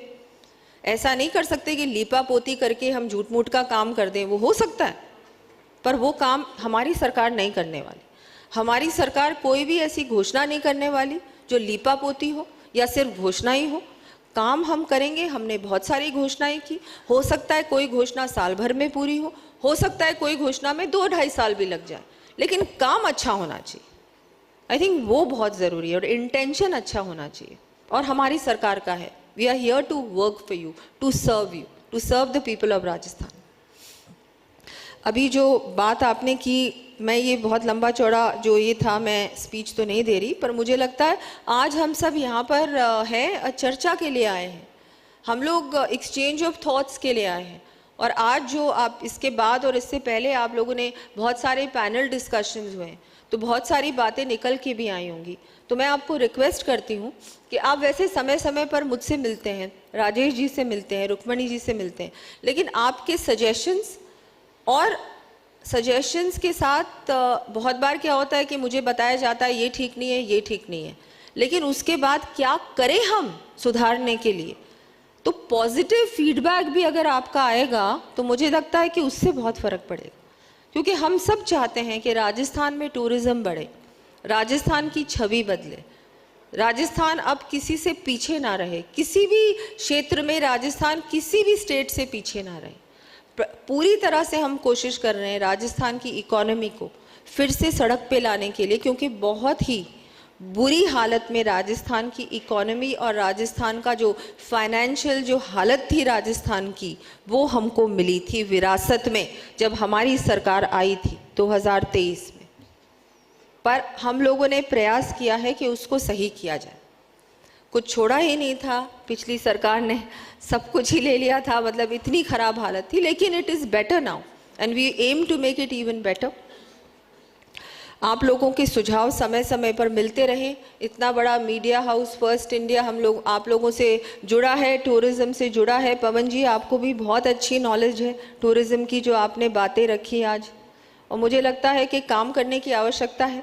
बहुत आपने बात रखी, कनेक्टिविटी की बात रखी। कनेक्टिविटी के लिए भी प्रयास चल रहा है कि कैसे राजस्थान के छोटे छोटे शहर, या चाहे हम बीकानेर की बात करें, कोटा में भी एयरपोर्ट तैयार हो रहा है जैसा कि आप जानते हैं, बीकानेर के लिए भी थोड़ी फ्लाइट्स और हों, जैसलमेर की कनेक्टिविटी और इम्प्रूव हो, इंटर सिटी की, हमारे इंटर स्टेट की कनेक्टिविटी और अच्छी हो, उस पर भी काम करेंगे।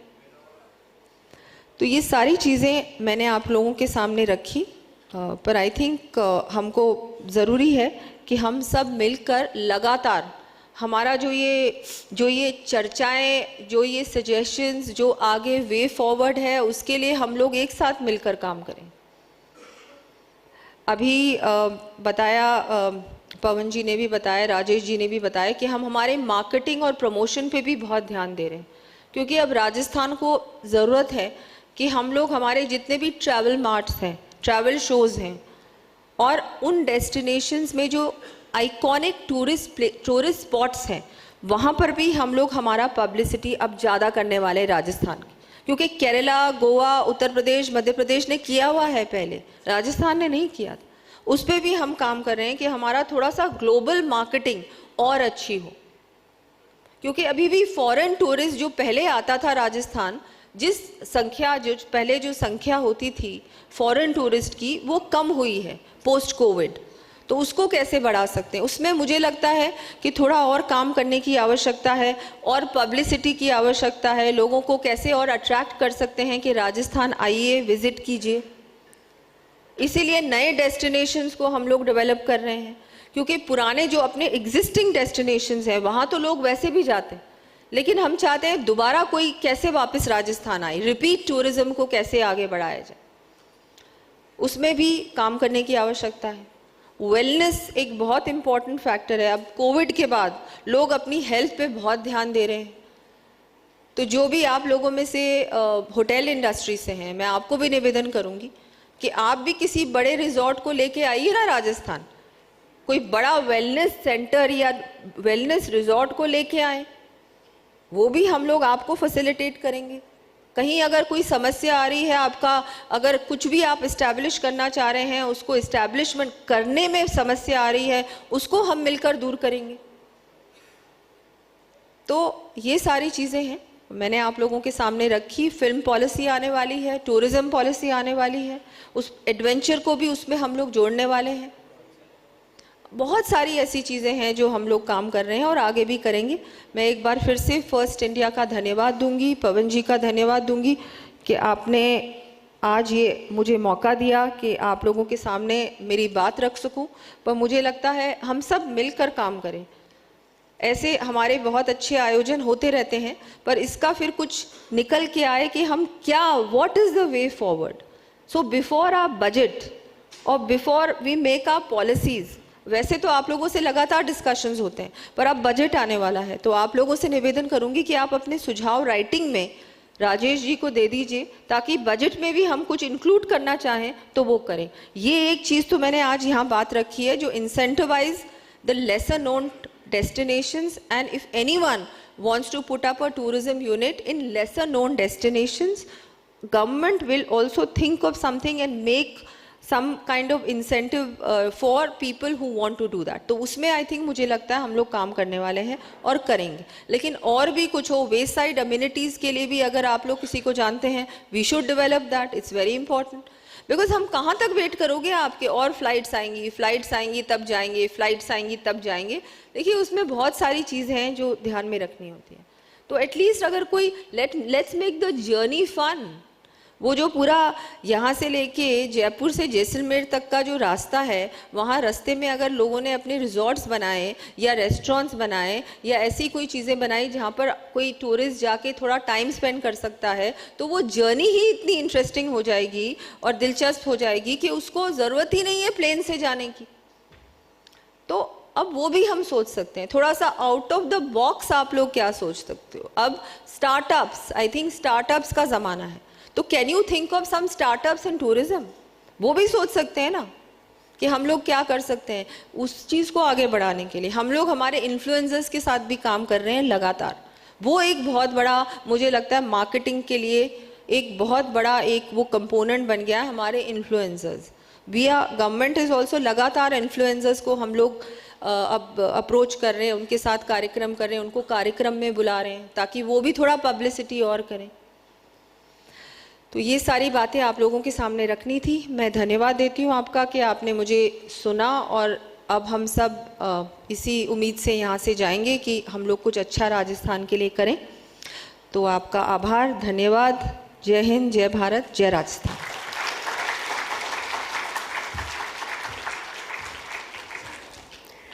बहुत शुक्रिया दिया कुमारी जी, क्योंकि फर्स्ट पैनल डिस्कशन हुआ उसमें कई बातें ऐसी थी, हालांकि दिया जी आप उस वक्त मौजूद नहीं थे, लेकिन आपने वो हर पॉइंट कवर किया है अपने उद्बोधन में, हर वो सेक्टर और हर वो ज़रूरत जिसकी बात कर रहे थे, और नए प्रोजेक्ट की जो बात वो कर भी रहे हैं, और ये ज़रूरी भी है। इतना तय है कि इस वर्कशॉप के बाद जो दिया जी ने उद्बोधन दिया कि आपको क्या ज़रूरत है आप वो बताइए, सरकार यहाँ पर तैयार है करने के लिए, और लेसन नोन डेस्टिनेशन के लिए तो इंसेंटिव की भी बात की जा रही है। तो एक कदम आप बढ़ाइए, 2 कदम सरकार बढ़ाएगी। ये के लिए best heritage wedding destination in luxury segment.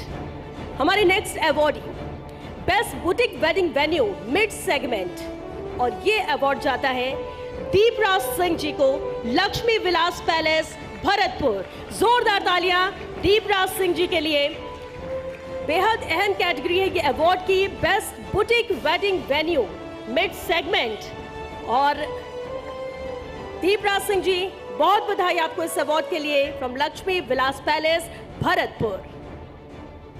Rajasthan के कोने कोने में बहुत सुंदरता है, जरूरत है उसे तलाशने की, वहां तक पहुंच बनाने की। हमारे नेक्स्ट अवार्डी कैटेगरी है बेस्ट रूरल टूरिज्म इनिशिएटिव, और यह अवार्ड जाता है Mrs Ratna Kumari ji, Shahpura groups of hotel. जोरदार तालियां रत्ना कुमारी जी के लिए, जिस तरह से लगातार ये ग्रुप बेहतर काम कर रहा है हर एक सेक्टर में, और सबसे अहम हो जाता है कि आम जन तक पहुंच बनाना। बेस्ट रूरल टूरिज्म इनिशिएटिव, जिस तरह से इस दिशा में काम हो रहा है, बहुत बधाई रत्ना कुमारी जी आपको from Shahpura groups of hotel. Next award की कैटेगरी है best CSR contribution in rural और हेरिटेज टूरिज्म, और यह अवार्ड जाता है भगत सिंह जी को, Lohagarh group of hotels. Bhagat Singh ji.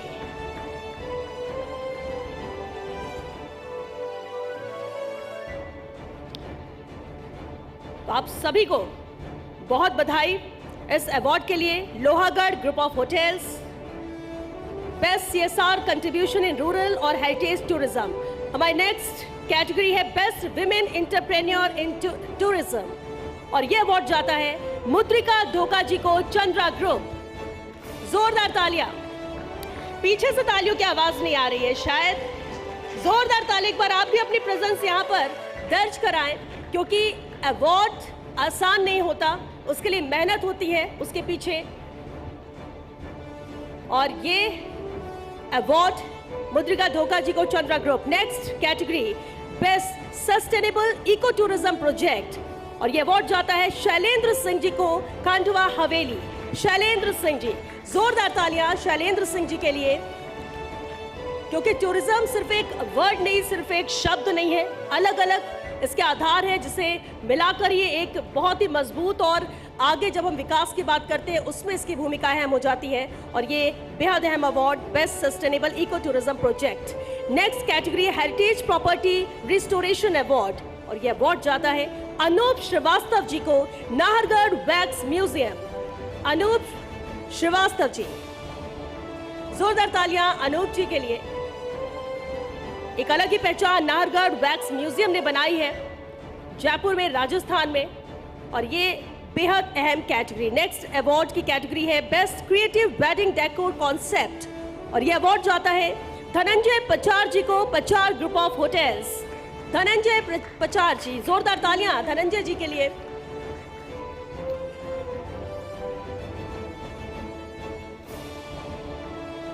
और इस अवार्ड की कैटेगरी में नेक्स्ट अवार्ड वो भी बेहद महत्वपूर्ण है, और ये अवार्ड की कैटेगरी है best travel and hospitality promoter of Rajasthan, और ये अवार्ड जाता है अंगद देव सिंह मंडावा जी को, अंगद देव सिंह जी को। जोरदार तालियां अंगद जी के लिए। और इसलिए हम कहते हैं कि जब हम टूरिज्म की बात करते हैं, राजस्थान की बात करते हैं, तो हर एक की भूमिका बेहद अहम हो जाती है, हर एक की जिम्मेदारी बेहद अहम हो जाती है, और ये अवार्ड्स ये दर्शाते हैं कि अलग अलग कैटेगरी में कैसे काम बेहतर किया जाता है, जिन्हें हमने चुना है इस अवार्ड के लिए।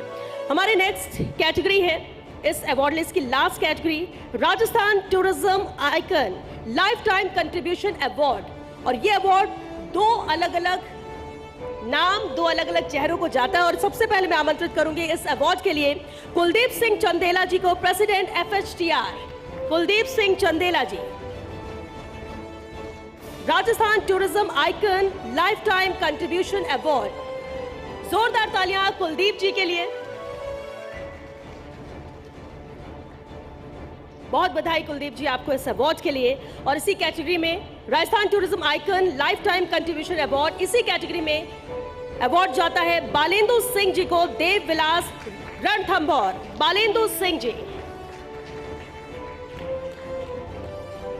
बहुत बधाई बालेंदु जी आपको भी इस अवार्ड के लिए, Rajasthan tourism icon lifetime contribution award. हम जिस राजस्थान की बात करते हैं, जिस आगे बढ़ते हुए टूरिज्म की बात करते हैं, ऐसे ये कुछ चेहरे हैं जो जिन्होंने पूरा जीवन इस टूरिज्म को आगे बढ़ाने में दिया, लगातार इसे आगे बढ़ा रहे हैं। बहुत शुक्रिया आप सभी का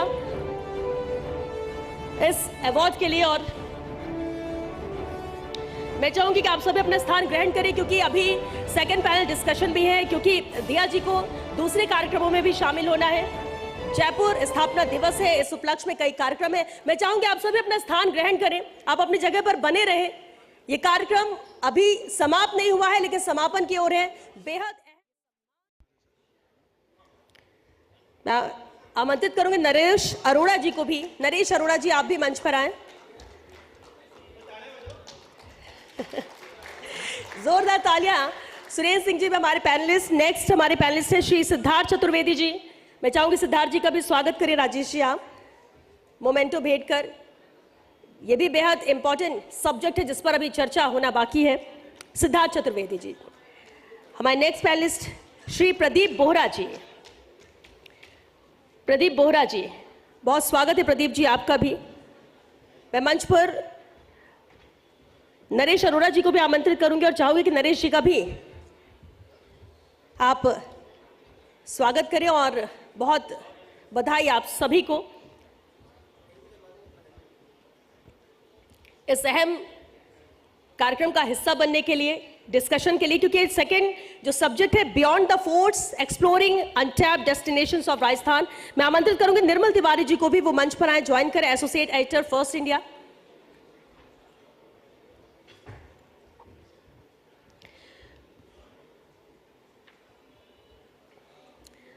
पवन सर भी हमारे बीच मौजूद है और शुरुआत सेकंड पैनल डिस्कशन की करेंगे। मैं राजेश जी आपसे अनुरोध करूंगी सर आप सामने आकर स्थान ग्रहण करें और इस डिस्कशन का भी हिस्सा आप बने सर। थोड़ा वक्त और बस, इसके बाद हम कार्यक्रम के समापन की ओर है। पवन सर भी आ चुके हैं और क्योंकि सेकंड पैनल जो डिस्कशन है beyond the forts exploring untapped destinations of Rajasthan, आखिर उन जगह को कैसे चुना जाए, कैसे उसे लोगों की जानकारी मिलाया जाए जो है बहुत खूबसूरत लेकिन उसकी जानकारी नहीं है।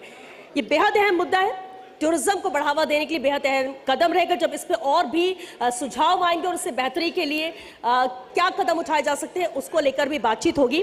पैनल सेकंड पैनल हमारा तैयार है और इसके मॉडरेटर हैं निर्मल तिवारी जी। निर्मल जी over to you.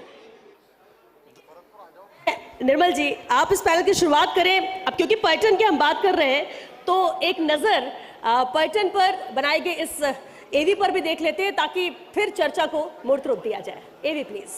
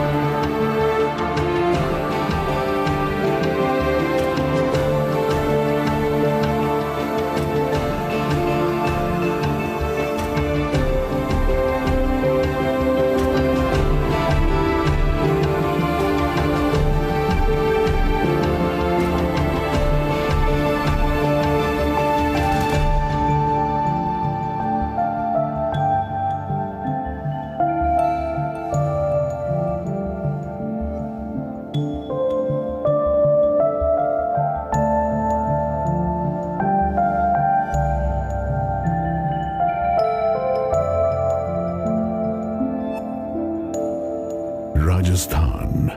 Experience the unexpected.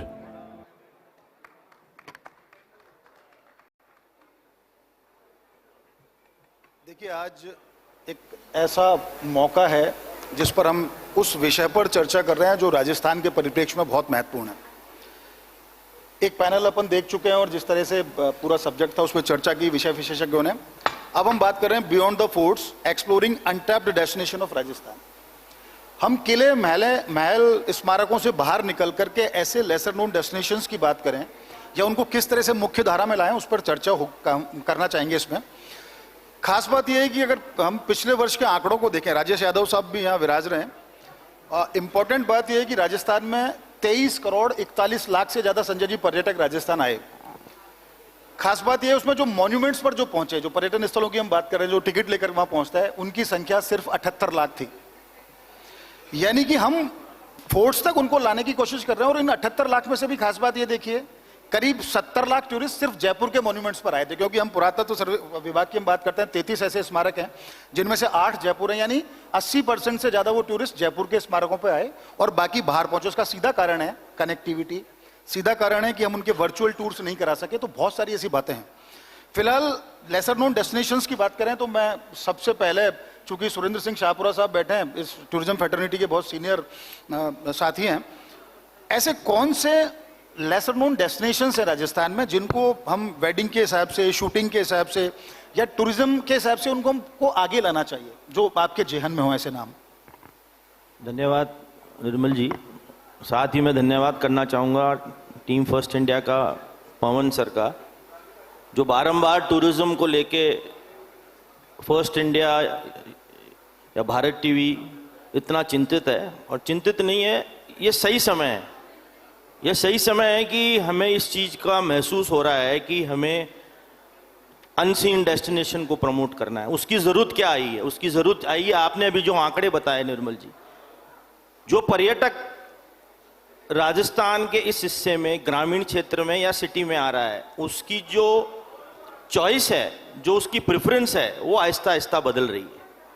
उसको चाहिए ग्रामीण, उसको चाहिए एक्सपीरियंसेस। राजस्थान की पूरी मिट्टी के अंदर जो सुगंध आपको मिलेगी वो संस्कार की मिलेगी, वो अतिथि देवो भव की मिलेगी। और ये चीज़ें देखने के लिए चाहे वो देसी पर्यटक हो या विदेशी पर्यटक हो, राजस्थान से अलावा पूरे भारत के अंदर आपको ऐसा राज्य नहीं मिलेगा जो कि आपको इस चीज़ को अनुभव कराएगा।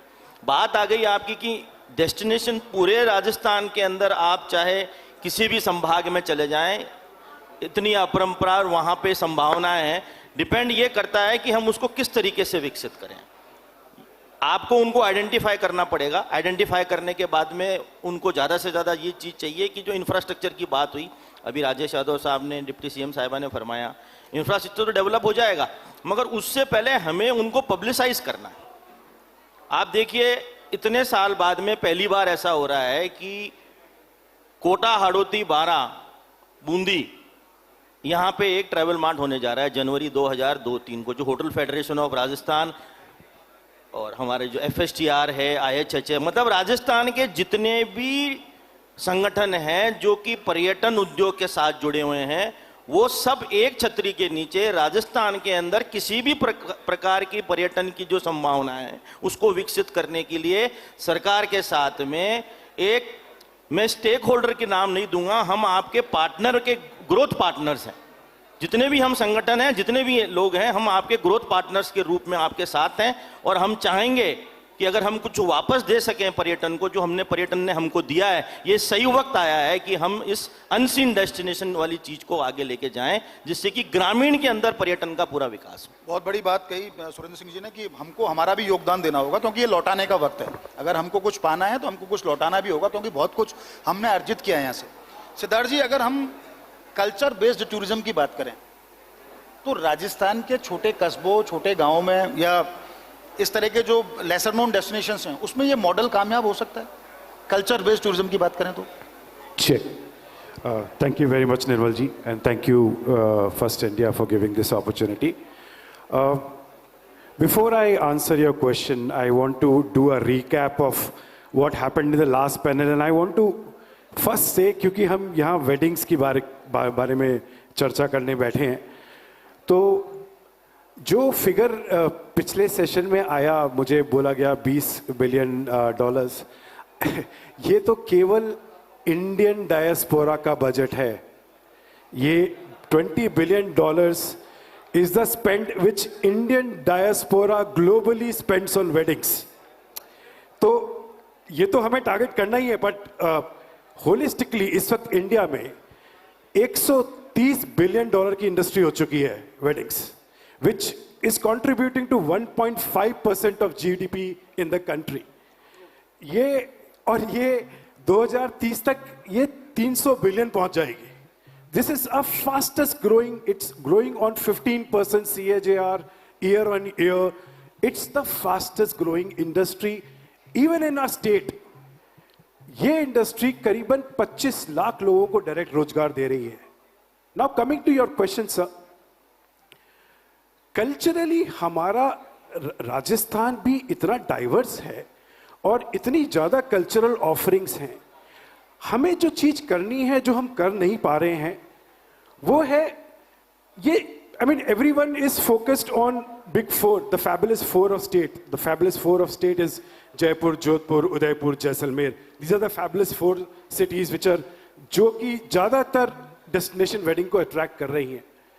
हम micro wedding को market नहीं कर रहे, जो कि micro wedding is a huge segment again, जो कि ग्लोबली हम मार्केट ही नहीं कर रहे हैं, जो हमारे छोटे छोटे जगह हैं, छोटे छोटे और इन there are 10 destinations which are thriving right now in Jaipur, in Rajasthan, but there are 25-30 more which can be developed, which can be completely looked at micro weddings.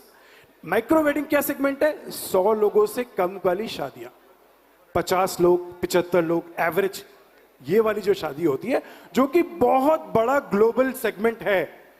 मैं आपको फिर वापस ध्यान दिलाऊंगा, $30 बिलियन का केवल इंडियन डायस्पोरा खर्च कर रहा है ग्लोबली वेडिंग्स पे. वो लेक कोमो जा रहा है, वो कहीं और जा रहा है, वो इंडिया भी आ रहा है. पर क्यों ना हम उन 75 से 100 लोगों से कम लोगों वाले मार्केट सेगमेंट को टारगेट करें और उस तरह से हमारी इन छोटी जगहों को पैकेज करें with hotels, with the local culture, with the local music, मतलब उस सब की पूरी पैकेजिंग बनाएं. बट उसके लिए सर मार्केटिंग बहुत स्ट्रांग. और ये हम क्या ग्रेट एक वर्ड मिल गया है, बिग फैट इंडियन वेडिंग, हम उसमें घूम गए हैं. It should not be that, it should B you know, हम माइक्रो वेडिंग्स पे जाएं. बिल्कुल अच्छा सजेशन है आपका सिद्धार्थ जी. देखिए, अगर हम बात करें, दीपराज जी मैं आपके पास आऊँगा, क्योंकि भरतपुर एक ऐसा डेस्टिनेशन है जहाँ स्पिरिचुअली भी, जहाँ वाइल्ड लाइफ के को लेकर के भी बहुत कुछ है. अगर हम सीधे तौर पर बात करें, मल्टी थीमेटिक टूरिज्म स्टेट के तौर पर बात करें, चाहे उसमें रॉयल्टी की बात हो, डेजर्ट की बात हो, वाइल्ड लाइफ की बात हो, रूरल और स्पिरिचुअल की बात हो, क्या इन सबको मिलाकर के एक ग्लोबल ब्रांड के तौर पर हम सबको तैयार कर सकते हैं? और कर सकते हैं तो क्या ये सही समय है? और सही समय है तो हमारी सही शुरुआत कब होनी चाहिए? पहले तो मैं आप सबका बहुत बहुत धन्यवाद देना चाहता हूं, खासकर पवन जी का. आप सबने इतना बढ़िया फंक्शन ऑर्गेनाइज किया. अब आपने बात करी टूरिज्म की. Bharatpur was also a lesser known destination up till few years. अब जाके वो थोड़ा सा लाइमलाइट में आया है, not because of that we have the chief minister from there. Of course वो रिलीजियस आदमी है एंड वो गोवर्धन को बहुत अच्छी तरह मार्केट कर रहे हैं, जिससे रिलीजियस टूरिज्म प्रमोट होता है. But what we have to understand is we are sitting in a situation where Bharatpur was a transit place in between Agra and Jaipur. Bharatpur Bird Sanctuary was always on the focus and was the only focus. Other than that, कोई भी चीज market नहीं हुई. अभी डीक की बात करी आपने, बिल्कुल जलमहल, डीक के जलमहल और तमाम, जो एक I personally feel with no grievance, no offence to anyone, वो फतेहपुर सीकरी से भी ज्यादा बेटर है अगर उसका आर्किटेक्चरली आप देखते हो. But unfortunately not marketed well. Government ने बहुत सपोर्ट किया है, गवर्नमेंट ने बैनर्स, पोस्टर्स सब कुछ लगाए हैं, बट वहां पर कोई भी ऐसी ना तो कोई प्रोजेक्ट आ पाया, ना कोई वहां पर ऐसा रोड नेटवर्क आ पाया जिससे वो प्रमोट हो सके. नाउ भरतपुर आज की तारीख में एक ऐसा स्ट्रैटेजिक जगह पे है.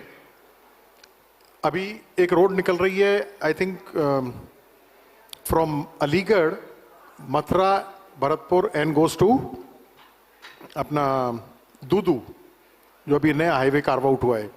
अगर वो बन जाता है तो हमको मथुरा का और गोवर्धन का, वृंदावन का जो ये लॉर्ड कृष्णा बेल्ट है, इसका टूरिज्म का इन्फ्लक्स ऑटोमेटिकली मिल जाएगा. Because tourism sells well with a temperature and be with a combination कि वहां पर और क्या है देखने को. अब भरतपुर एक डेस्टिनेशन ऐसा है, मथुरा एक तो यूपी है, और सेकेंडली क्या है कि वहां पर कोई इतना बड़ा ब्रांड का होटल भी नहीं है, ना कोई वहां इंफ्रास्ट्रक्चर है. अगर आप गोवर्धन या वृंदावन जाके देखोगे तो जैसे और मंदिरों में होता है, वहां भी क्योस मचा हुआ है. तो people want to go there but they don't want to stay there. जो लॉजिकल बात है वो ये कि अगर हम उनको टारगेट करते हैं simply because of the road network, तो हमको बहुत थ्रस्ट मिल जाएगा. And there is huge potential of religious and wildlife tourism. मैं आपको इंटरप्ट कर रहा हूं, मैं एक बात और जानना चाह रहा था. जैसे आदि बद्री की बात करते हैं हम, कनकांचल की बात करते हैं जी, चार धाम लोग केदारनाथ बद्रीनाथ जाने की बात करते हैं, वो सब आपके पास है, भरतपुर में मौजूद है, भरत 84 में मौजूद है। बिल्कुल है। क्यों ना उनको मुख्य धारा में लाने के लिए इस तरह स्टेक होल्डर्स के लेवल पे तो क्या हो रहा है, और सरकार से आप किस तरह की हेल्प उसमें चाहते हैं? अभी सरकार ने तो खैर बहुत फोकस कर रखा है, इसलिए अपन उस पर ज़्यादा कह नहीं पाएंगे, बिकॉज क्या है कि वो आपके जयपुर के ही आर्किटेक्ट हैं, क्या नाम है उनका, भारतीय अनूप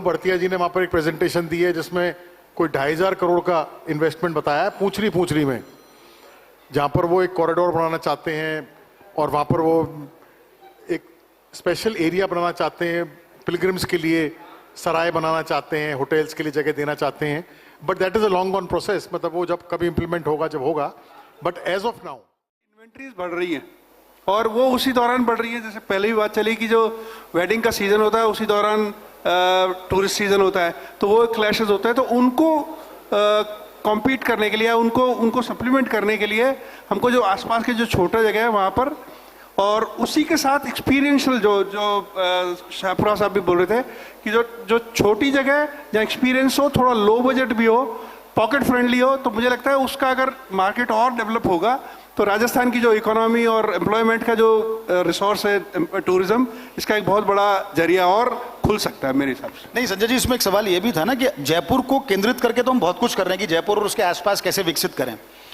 मेरा सवाल ये था कि जैसे मध्य प्रदेश से लगते हुए जो क्षेत्र है, अगर हम कोटा की बात करें या बारां की बात करें, शाहबाद, क्योंकि बहुत खूबसूरत जंगल है, रामगढ़ क्रेटर वहां पर मौजूद है, तो मध्य प्रदेश का टूरिस्ट जिस तरह से हम गोल्डन ट्रायंगल का टूरिस्ट दिल्ली से यहाँ जयपुर आता है और वापस चला जाता है आगरा, ऐसे मध्य प्रदेश या उसके आसपास का टूरिस्ट उन क्षेत्रों में आए। गुजरात का जो टूरिस्ट है हम उसको बांसवाड़ा, डूंगरपुर के बहुत सारे क्षेत्र, प्रतापगढ़ के, जहाँ उनको उसको ला सकते हैं।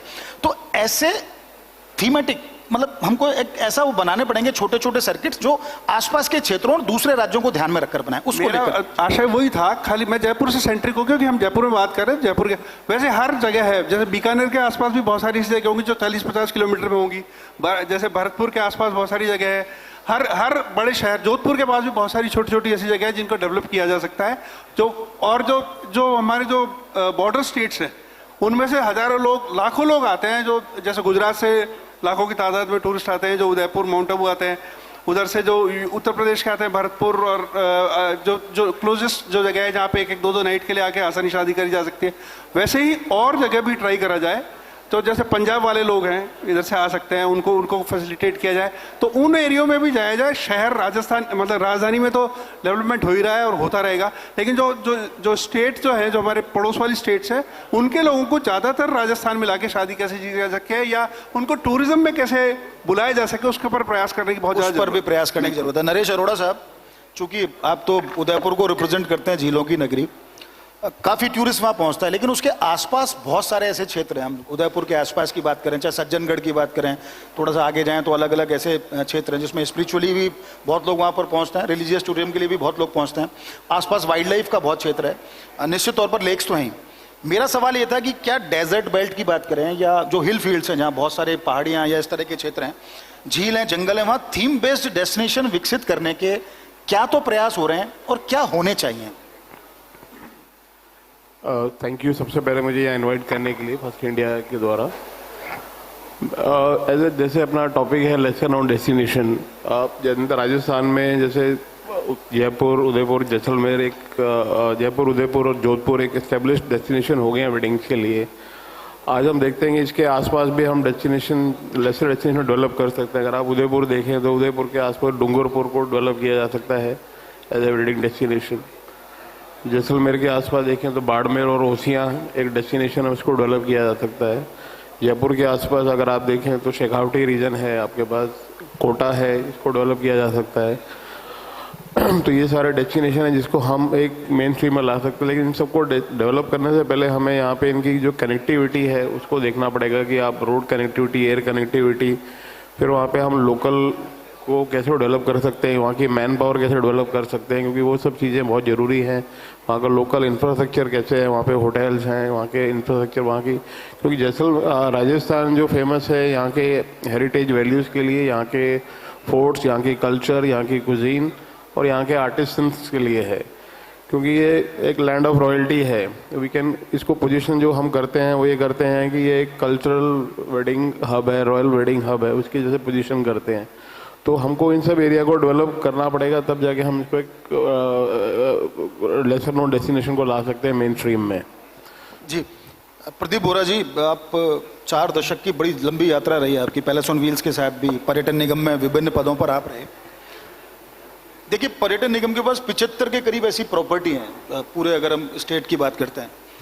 एक समय ऐसा था जब पर्यटकों को बजट सुविधा देने के लिए, बजट होटल्स, उनको एक अच्छा क्वालिटी फूड मिले, उसके लिए पर्यटन निगम का गठन किया गया। आज वो ढैंचू, बाप, मीनल की बात करते हैं हम, रतनपुर मिडवे की बात करते हैं हम, नाथद्वारा कैफेटेरिया की बात करते हैं, यात्रिकाओं की बात करते हैं, उनकी प्रासंगिकताएं क्यों समाप्त हो गई? क्या हम उनको मुख्य धारा में नहीं ला सके? मुख्य धारा में नहीं ला सके, उसका नतीजा ये हुआ कि जो छोटे छोटे लेसर नोन डेस्टिनेशंस जिनकी हम आज बात करने के लिए बैठे हैं, वो लोगों के दिमाग से, जेहन से गायब होते चले गए।